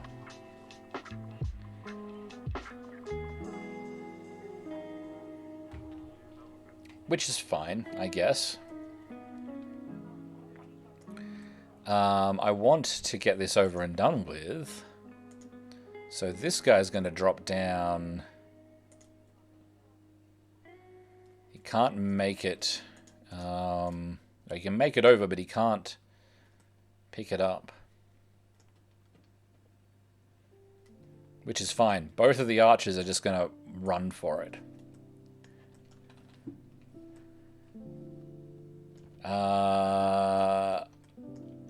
Okay, so these two get off the table with the treasures. I might have forgotten them. I'm not sure. But that's okay. They chose not to move them, if that's what happened.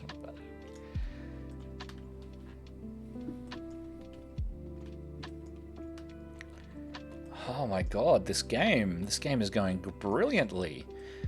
Okay. So, is that everyone? That's all the models. That's all the models. We're at the, No, it's not. This guy is being mind controlled. I'm getting an, oh. Okay, shooting the wizard. 10, can't damage her, so it's fine.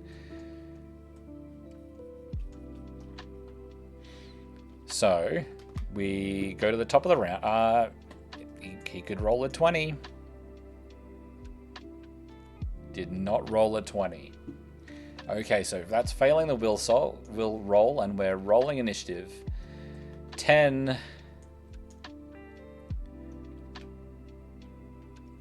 Is that another 10? Jesus Christ.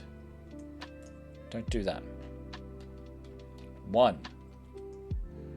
1 versus 4. Okay, so we're going first again on this side of the board. Okay. So in this scenario, he's only got 6 health, but both of the archers are down there. Let's try and mind control an archer. So I'm not going to bother measuring because I can get to here.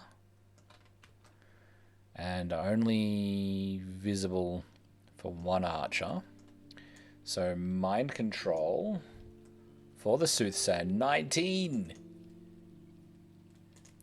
Give him a will roll. He doesn't make it. And now that treasure can't be picked up. Oh, this game is amazing.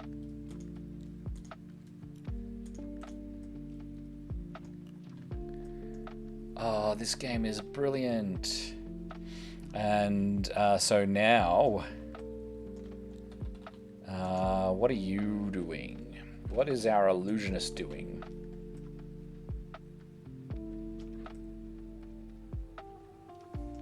Let's see. The illusionist can see. What is the range on Bone Dart? Oh, what is the range on Steel Health?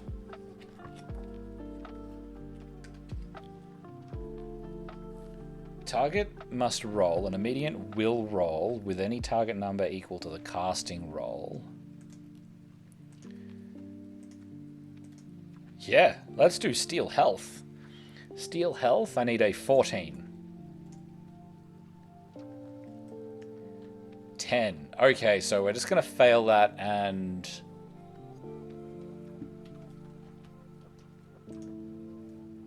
No. So, can she roll a 14? Will save. Oh, no. +4. Ah! Alright. Wizards have a +4 will. So she rolls a 15. Okay, but that is a successful cast of a spell.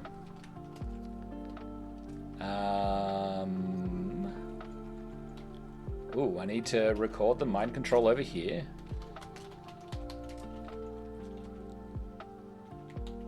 And then here I need to record Steel Health. And having failed that, now that she's on 6 health, she is going to get behind the thing here. It's probably just going to walk off with that treasure at this point. So, Apprentice is going to mind control the other archer, which she can see.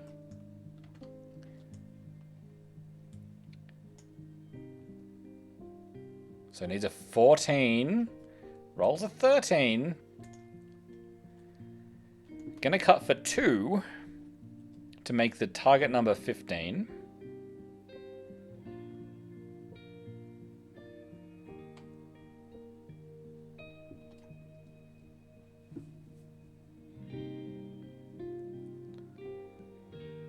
Oh, no one can see her.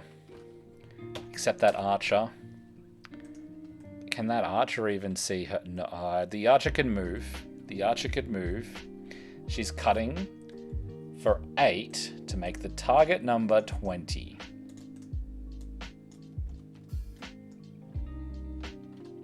Good thing, too.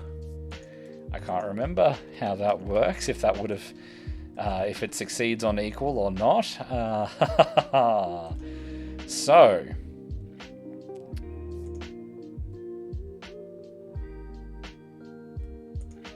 So I'm pretty sure that killing her is now the easiest way for that to... Oh, this is brilliant. Oh god, this is brilliant. Alright. So, apprentice turn over here. This apprentice...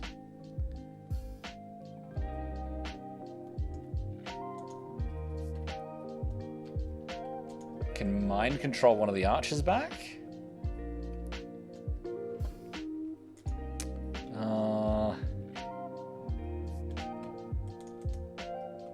It's going to cast Bone Dart. Bone Dart, 16. 16.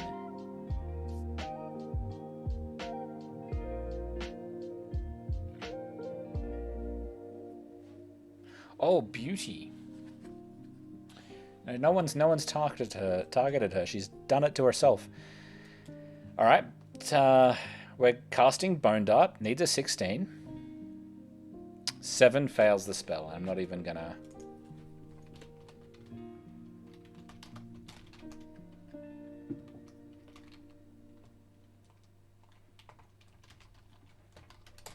This is amazing.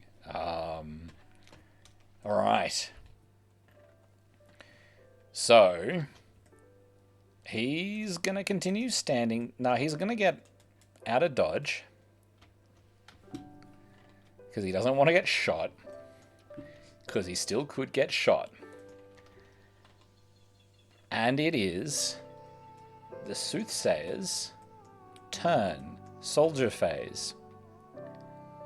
Oh god, what is going to happen to this last treasure? Alright, so we've got 2 archers. We've got 3 archers. This archer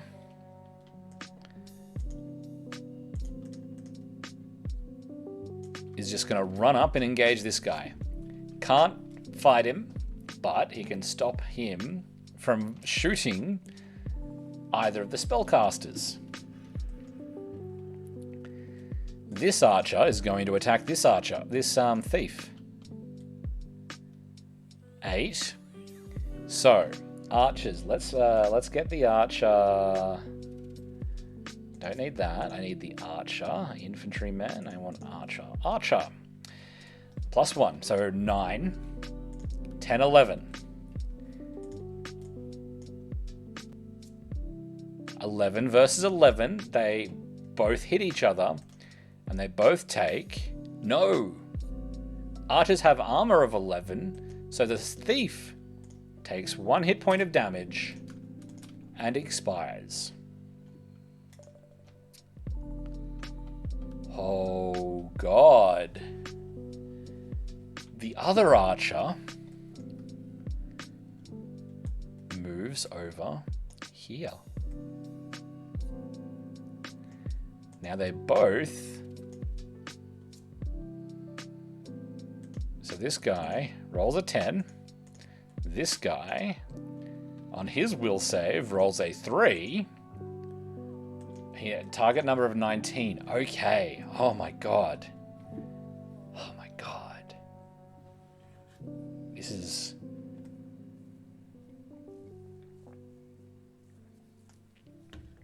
So very intense. Okay, so this guy is going to fight this guy. Battle of the Archers. 15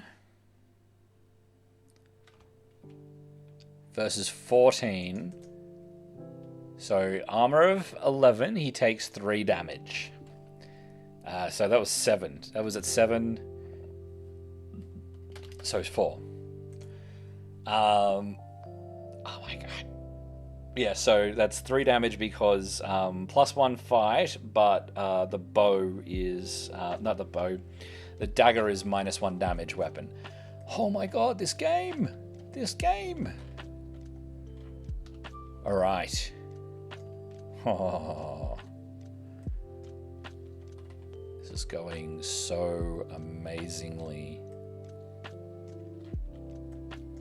I can't believe how well this game is going. This is ridiculous. Okay, so... Is that it? Are that all the soldiers? Oh, this guy. Can this guy move off the table? He can. So there are still 2 treasures on the table. One of them is probably going the way of the Illusionist. But there is one there that the Soothsayer could get. And we've got these 2 archers. Now this archer gets a will save. 11, I'm pretty sure his target number was 20, because everyone's target number is 20. Okay. So, round, I don't know, 8?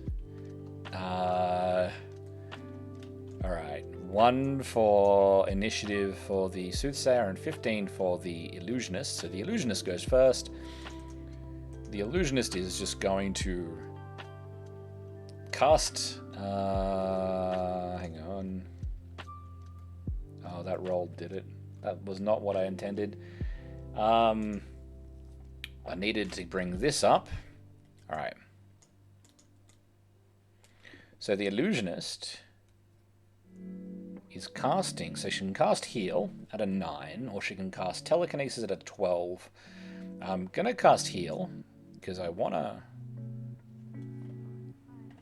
That was a good choice. She will cut for 1, and get 4 health back. Wait, no. She's cutting 1 to 5, and then getting... Yeah, and then getting 5 back. So, she gets 10. And I need to record. Failed Bone Dart. Successfully cast Bone Dart. And then I'm recording that I successfully cast Heal. And she's not moving. Because she's right next to a treasure. So...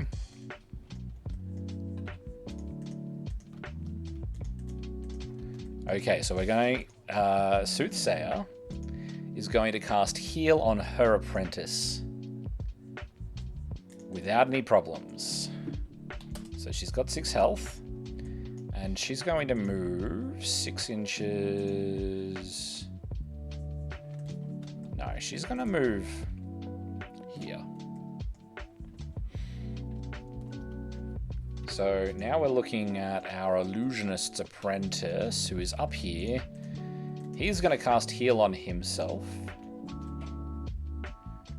And so he's going to get 5 health back.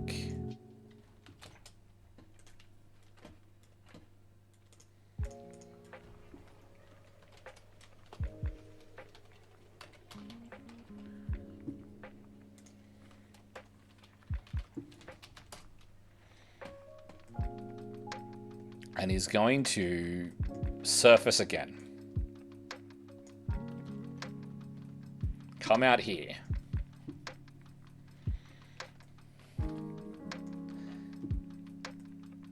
Which is probably going to prove to be a mistake, but...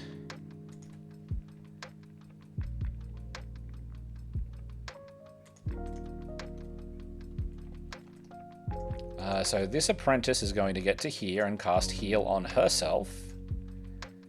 So she needs a 10. She's going to get it off. She's got 11 health.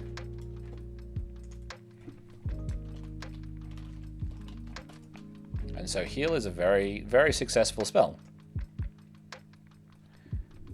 Yet again, heal is brilliant. Okay, so that brings us to the soldier phase, of which the illusionist does have an archer, sort of, who's attacking the other archer, rolls a 1. This archer is attacking this guy for a 13, so he's going to take 2 damage.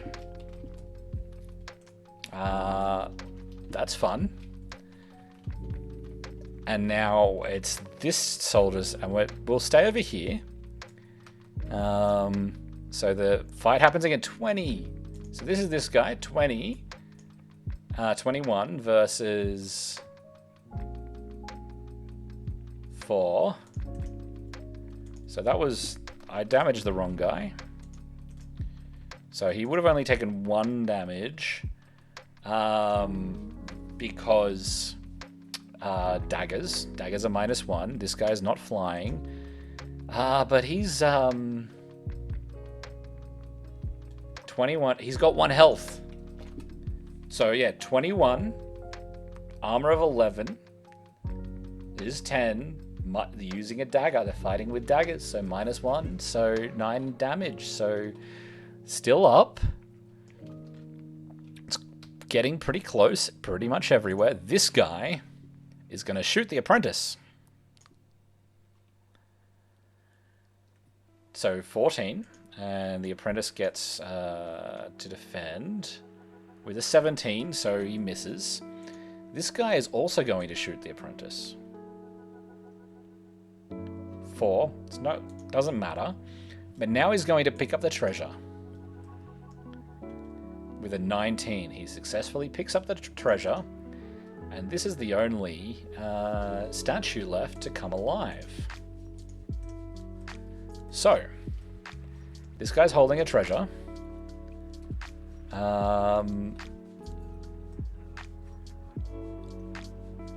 Alright.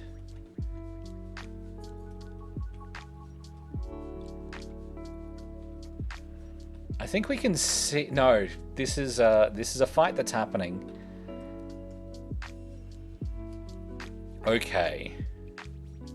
So we're rolling... No, it's the creature turn now. So the creature is attacking the archer. With a natural 20, so that's a 23. He's dead.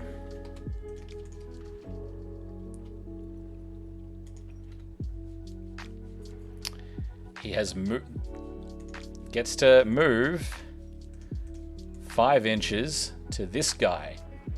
Oh god, this is brutal. Now it's roll initiative for the next turn. 11 compared with 13, so we're going first over here.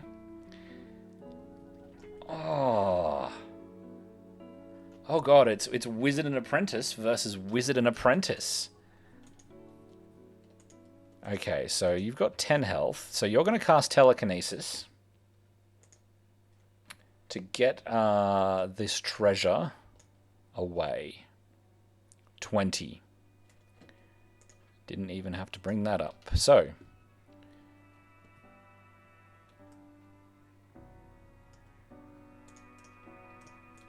it's going to be 6 inches out there. And she is going to surface again. Because in order to get this last treasure... I mean, I could call it there, but this is... this is too good not to fight it out. She doesn't want to get too close to that thing. How is this guy still alive? Oh, he killed the other one. Because there was 2 there. He killed the other one.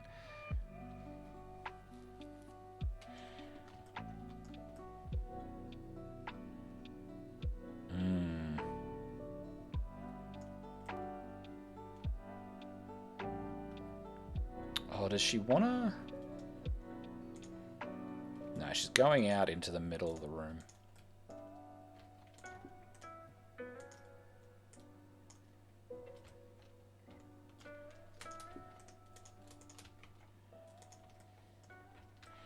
I think that's fine.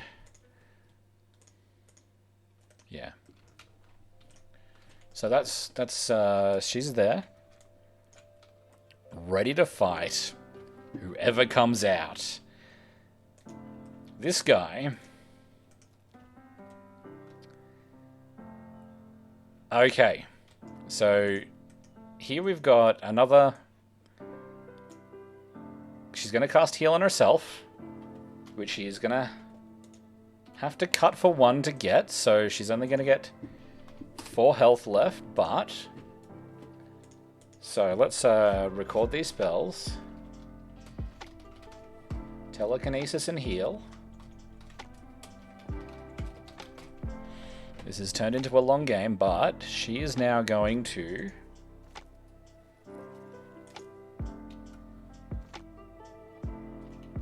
Ooh.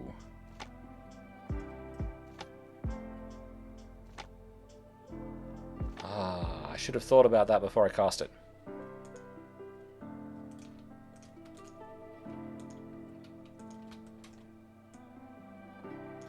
She's going to come out here with her 10 health. And so we're now looking at the Illusionist Apprentice. He is going to cast...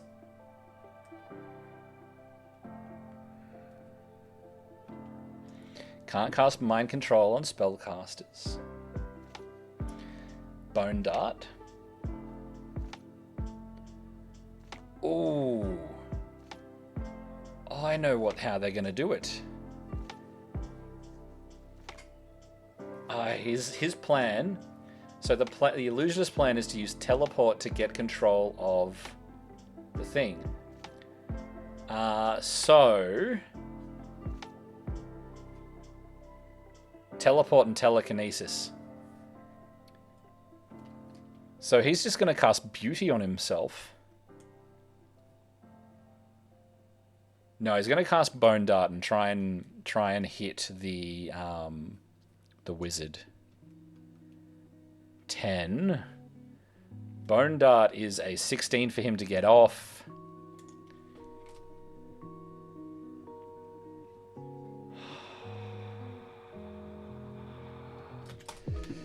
He's going to only take 1 damage and fail Bone Dart.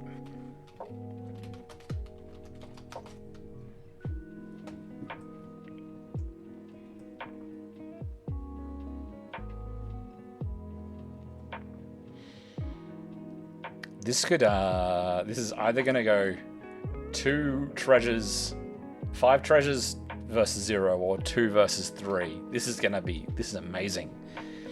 Okay, so other apprentice has 11 health.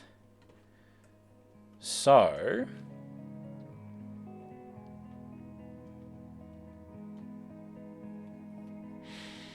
she's got Raise Zombie.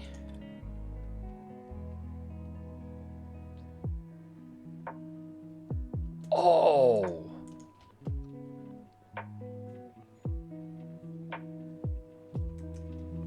Hang on. Invisibility. Invisibility is... I've got this on the thing. Where to go? Touch. No, can't do that. Leap. You can leap people out of combat.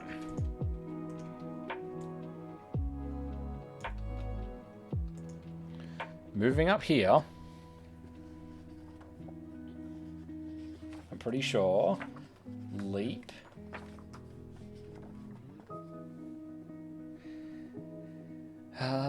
If the target is carrying a treasure, the move is reduced to 5 inches. The move may not take a figure off the table or into combat. The target of the leap spell may take no other actions this turn, though it may have taken actions previously. Okay, so leap.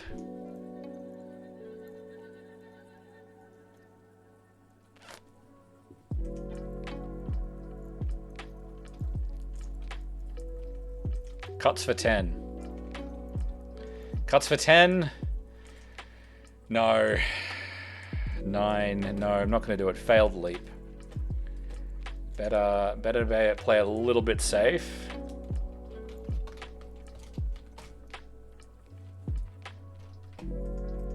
Okay.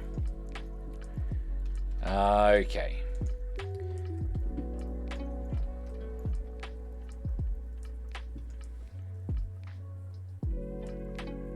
So, oh, no, that's both apprentices gone. So we're looking at this guy is fighting the other archer. What happens?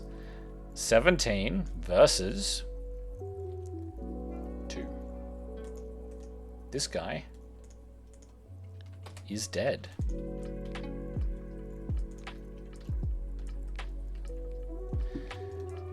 And no, one move has to be a move. Okay. So he can't shoot twice in a turn, so he's just going to stay where he is.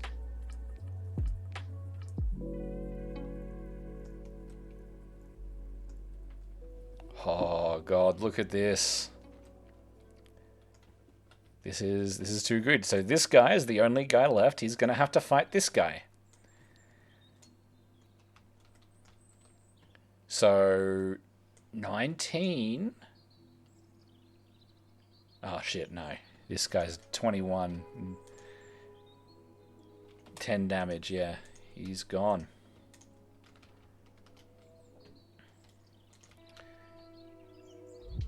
And he's going to move to her. Ah, no. Hang on. Beauty. How does beauty work? I remembered. Beauty.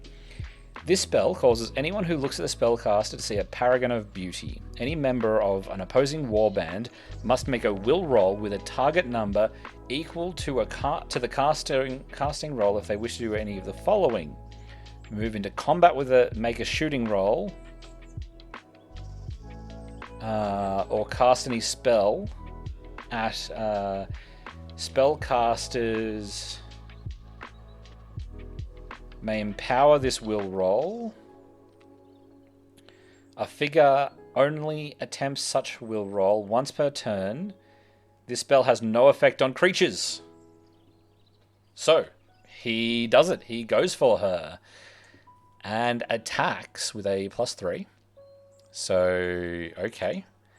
12 versus 17. She has a fight of 2. 19. He has an armor of 12. So that is 7 damage.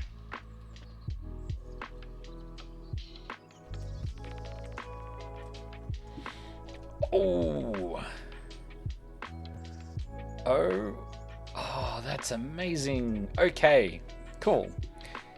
Oh, that wasn't even... No, that's fine, because we jumped into the creature turn, but, you know, there was no one else left to go. That was what was going to happen. It's time to... roll initiative. 2 for the Soothsayer. Okay, the Illusionist goes first. The only thing that the Illusionist can do is fight the Gargoyle. 20 to hit. So it's 22 versus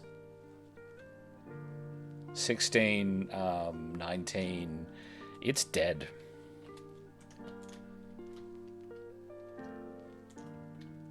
Oh. Okay. So, what does the Soothsayer do? She wants that treasure. She's gone through all of this All of this trouble.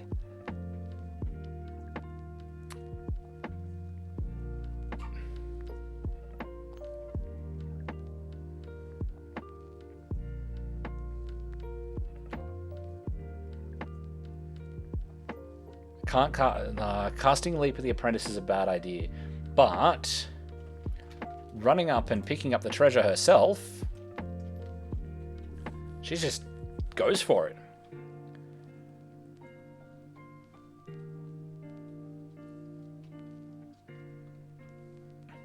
So she is now holding a treasure. Oh, this is brilliant. So, Apprentice... the Apprentice...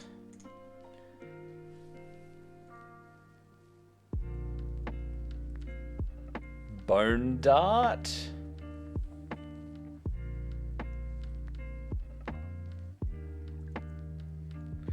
Can't cast Telekinesis.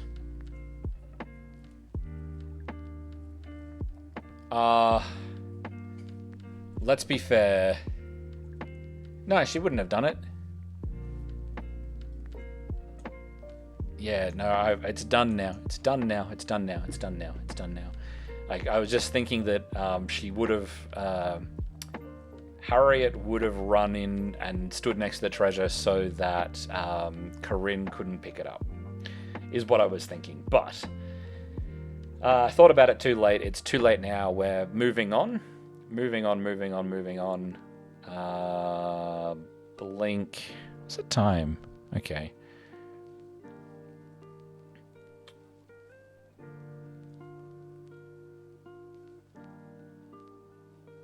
Bone Dart. Bone Dart looks pretty good. Bone Dart it is at a 16. Oh no. So he's taking 2 damage. Fails Bone Dart.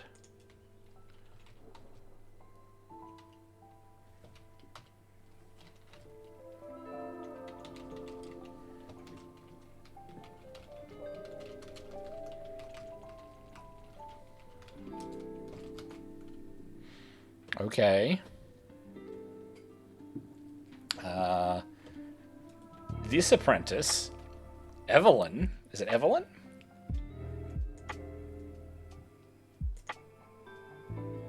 Evelina is going to cast Leap.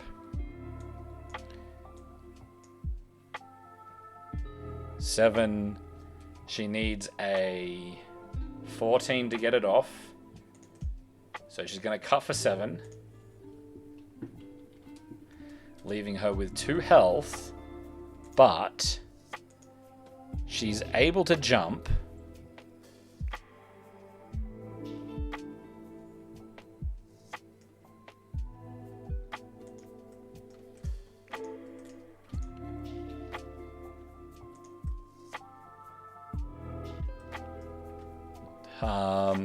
Her wizard over here. So she's not visible to the wizard currently. Just visible to the other one. But that's okay. But most importantly, not visible to the thing. And so she is going to run... Hang on, can she can run that way, or... No. It's going to run to here. So, this archer is going to...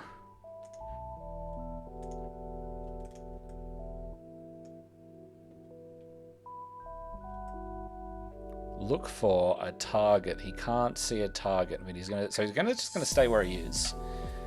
No, he's going to move to here, so that he can hopefully catch the wizard on the next turn. And now we're rolling initiative. 13 versus 8. Ooh, okay. So, hidden here, out of sight from almost everyone, Corinne, the Soothsayer, casts invisibility on herself. 5. She needs a 12. She's going to cut for 7 and go invisible.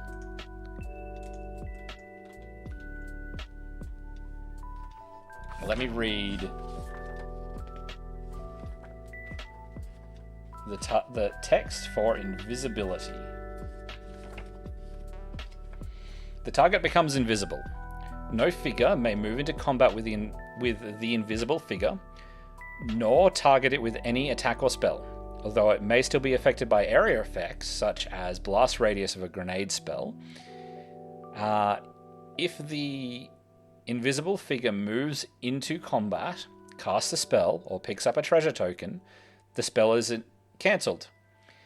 This spell may be cast on a figure already carrying a treasure, rendering both invisible. In this case, if the figure drops the treasure, the spell is cancelled. So, as long as the only thing she does is walk, she can't be targeted by anyone. So I guess she's going to move 3 inches. I've got to go into GM mode to get her to walk here. This way. Okay, so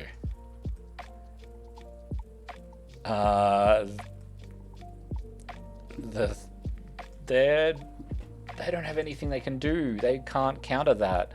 The only AoE spell they've got is Call Storm, but they don't know where she is anymore. So the best thing to do is go and secure the treasure.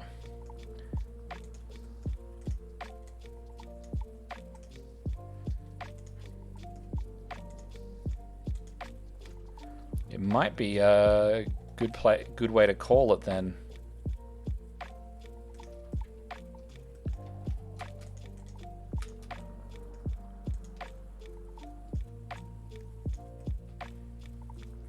Because, okay, so this apprentice, can she... I'm just going to double move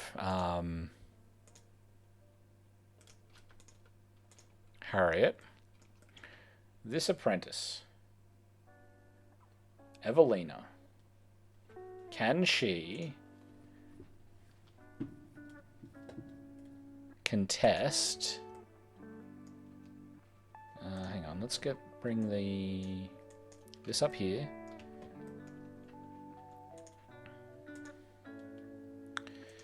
I think that's it. I think we're going to call it there. I think that's the smart thing to do at this point, because she got 2 health, so she could heal herself and try to contest that treasure, but it's going to be difficult. I don't see the point in continuing. Okay, so let's just, because we're calling it there, we'll move these 2 off and we will reveal them. You're coming off, and you're coming off as well, and you're not dead, which is really important. And we're going to say that these 2 got away.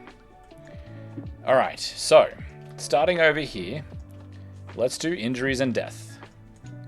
So, this guy How'd you fare?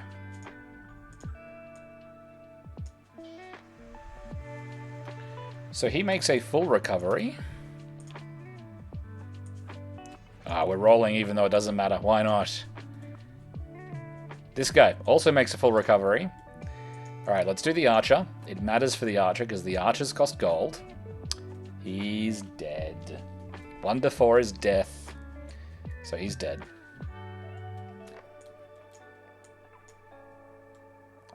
Full recovery. Full recovery. 9 is a full recovery. 15 is a full recovery. And 20 is also a full recovery. So, the Illusionist... No, the Soothsayer... 1 dead archer. Now, soldier-wise, this is going to be worse for the Illusionist. So, archer. Full recovery. Other archer. Full recovery. Infantryman. Full recovery. Other infantryman. Full recovery. Thief. Badly wounded. Which means I get a new thief. And everyone else got away safely. No one got any permanent injuries.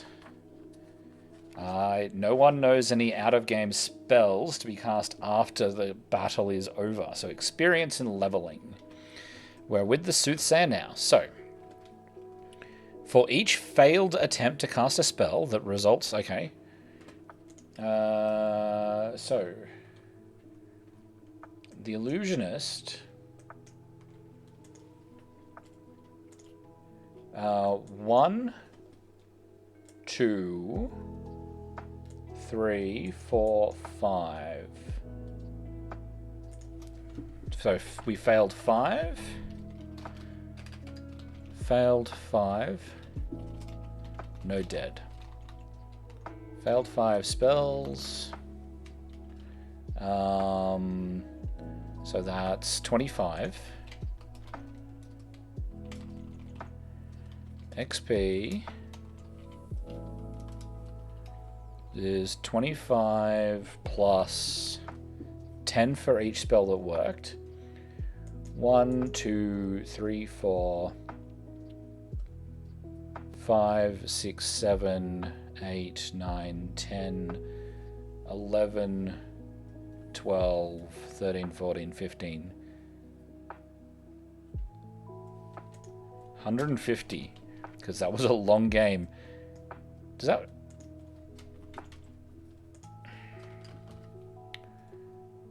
and then we got plus 40 because the wizard participated. Plus 40 for each treasure token secured by the wizard or their warband. So 4 4s are 12.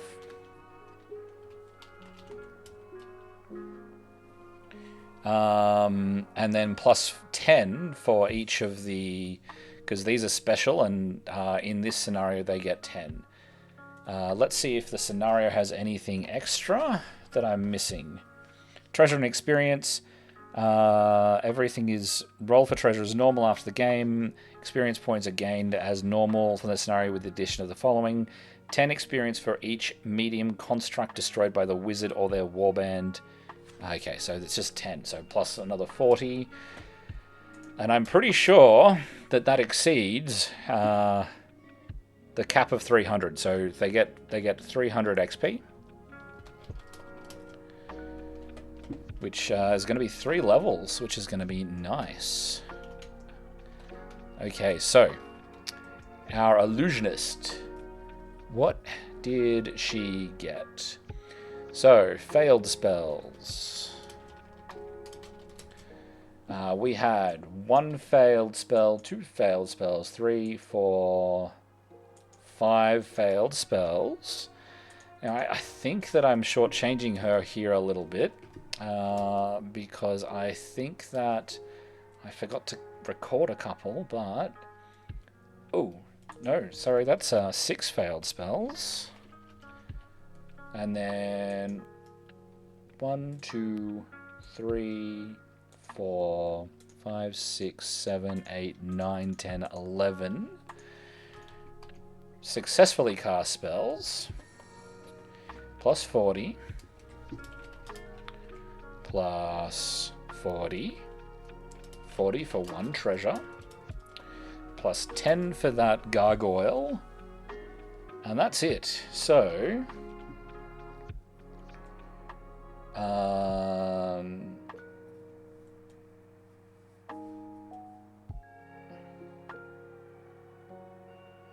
did I go 4 fours of 100, 4 fours of 12? What am I doing? 4 fours of 16. The other one.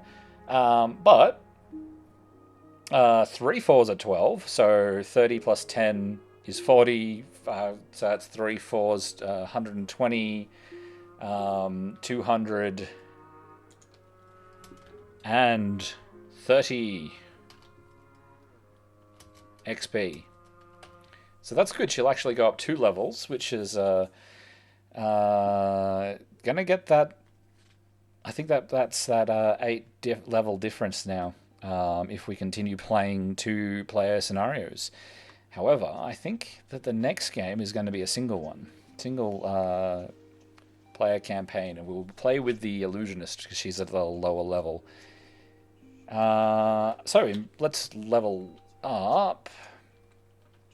Actually, I'm not going to level up. I'll do that off camera. She'll probably pick up a health and some other spell thing. But let's roll a treasure. We're over here. So on the treasure table, she's going to get 8 magic weapon armor. How boring. Magic weapon armor. And then the 4 treasures over here are 7.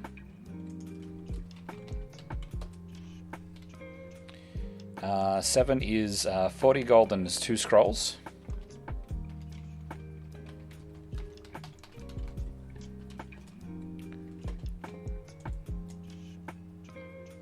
$11, a magic item.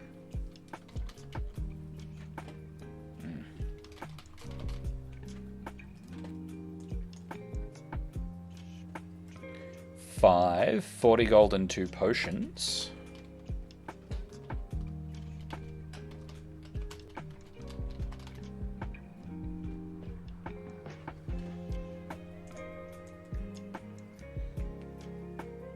And a 9, which is 20 gold and a magic weapon and an armor.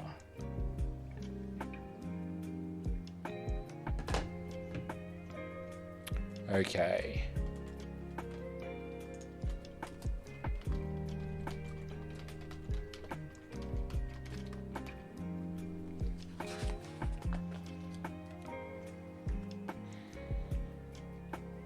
Okay, so potions. We've got 2 potions over here.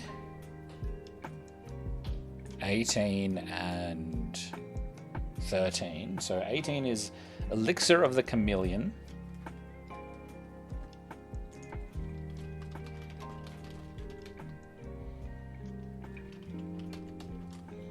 And 13, I think I said. Can't see that. 13. Bottle of Burrowing.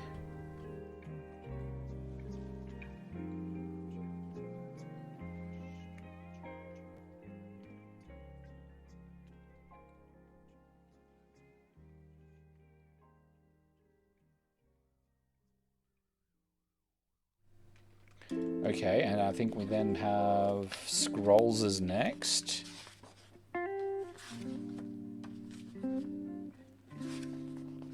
Grimoires and Scrolls is next, but you know, that's so So we've got 2 scrolls, no grimoires today. So, third column, 9 Mind Lock, and third column, Strike Dead.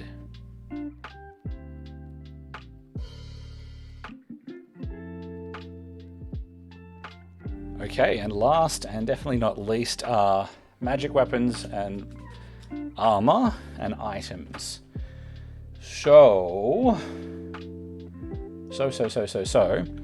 over here, so for the Illusionist first, because we're on the Illusionist side of the board, she's got 1 magic weapon armor. 19 is a staff. +1 fight staff, which I'm actually going to equip to her, unless she's got a different staff. I haven't been equipping any of these items. Staff +1 fight. And the Soothsayer also got a magic weapon armor. 14. Light armor +1. Armor +1 armor.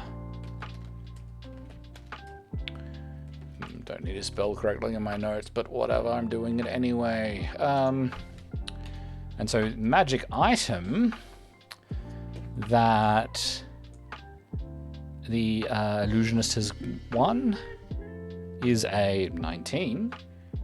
A Wand of Power 1. What is that? Let's actually read the description of that, because it's got a Wand of Light. Oh, here we go. Staff, Ring, Orb, Wand of Power. Items of power provide the spellcaster with an additional pool from which they can draw to empower a spell or will roll in the same way as using their own health. Okay, so the number in brackets is the amount of power that can be drawn from an item before the pool runs dry. So Staff of Power 3 can be used to increase a single casting roll by 3, 3 casting rolls by 1 each, or by 2 and 1 by 1. The power can be used in conjunction with the spellcaster's health to empower a spell, so when a wizard needs to increase the roll by 5, use 3 from the Staff of Power and 2 from their own health. Spellcasters using the items are still subject to the standard rules for and limitations on empowerment. Staff, Rings, and Wands of Power recharge between games, but Orbs of Power do not regenerate. Once it has been tapped for 6 points of power, additional power, it is empty and can't even be sold. Ooh, that's really good.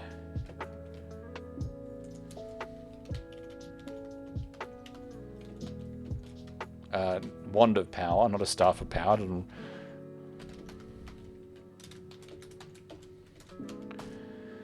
So, she's going to gain 3 levels and actually has some new gear that I'm actually going to equip with her, for her.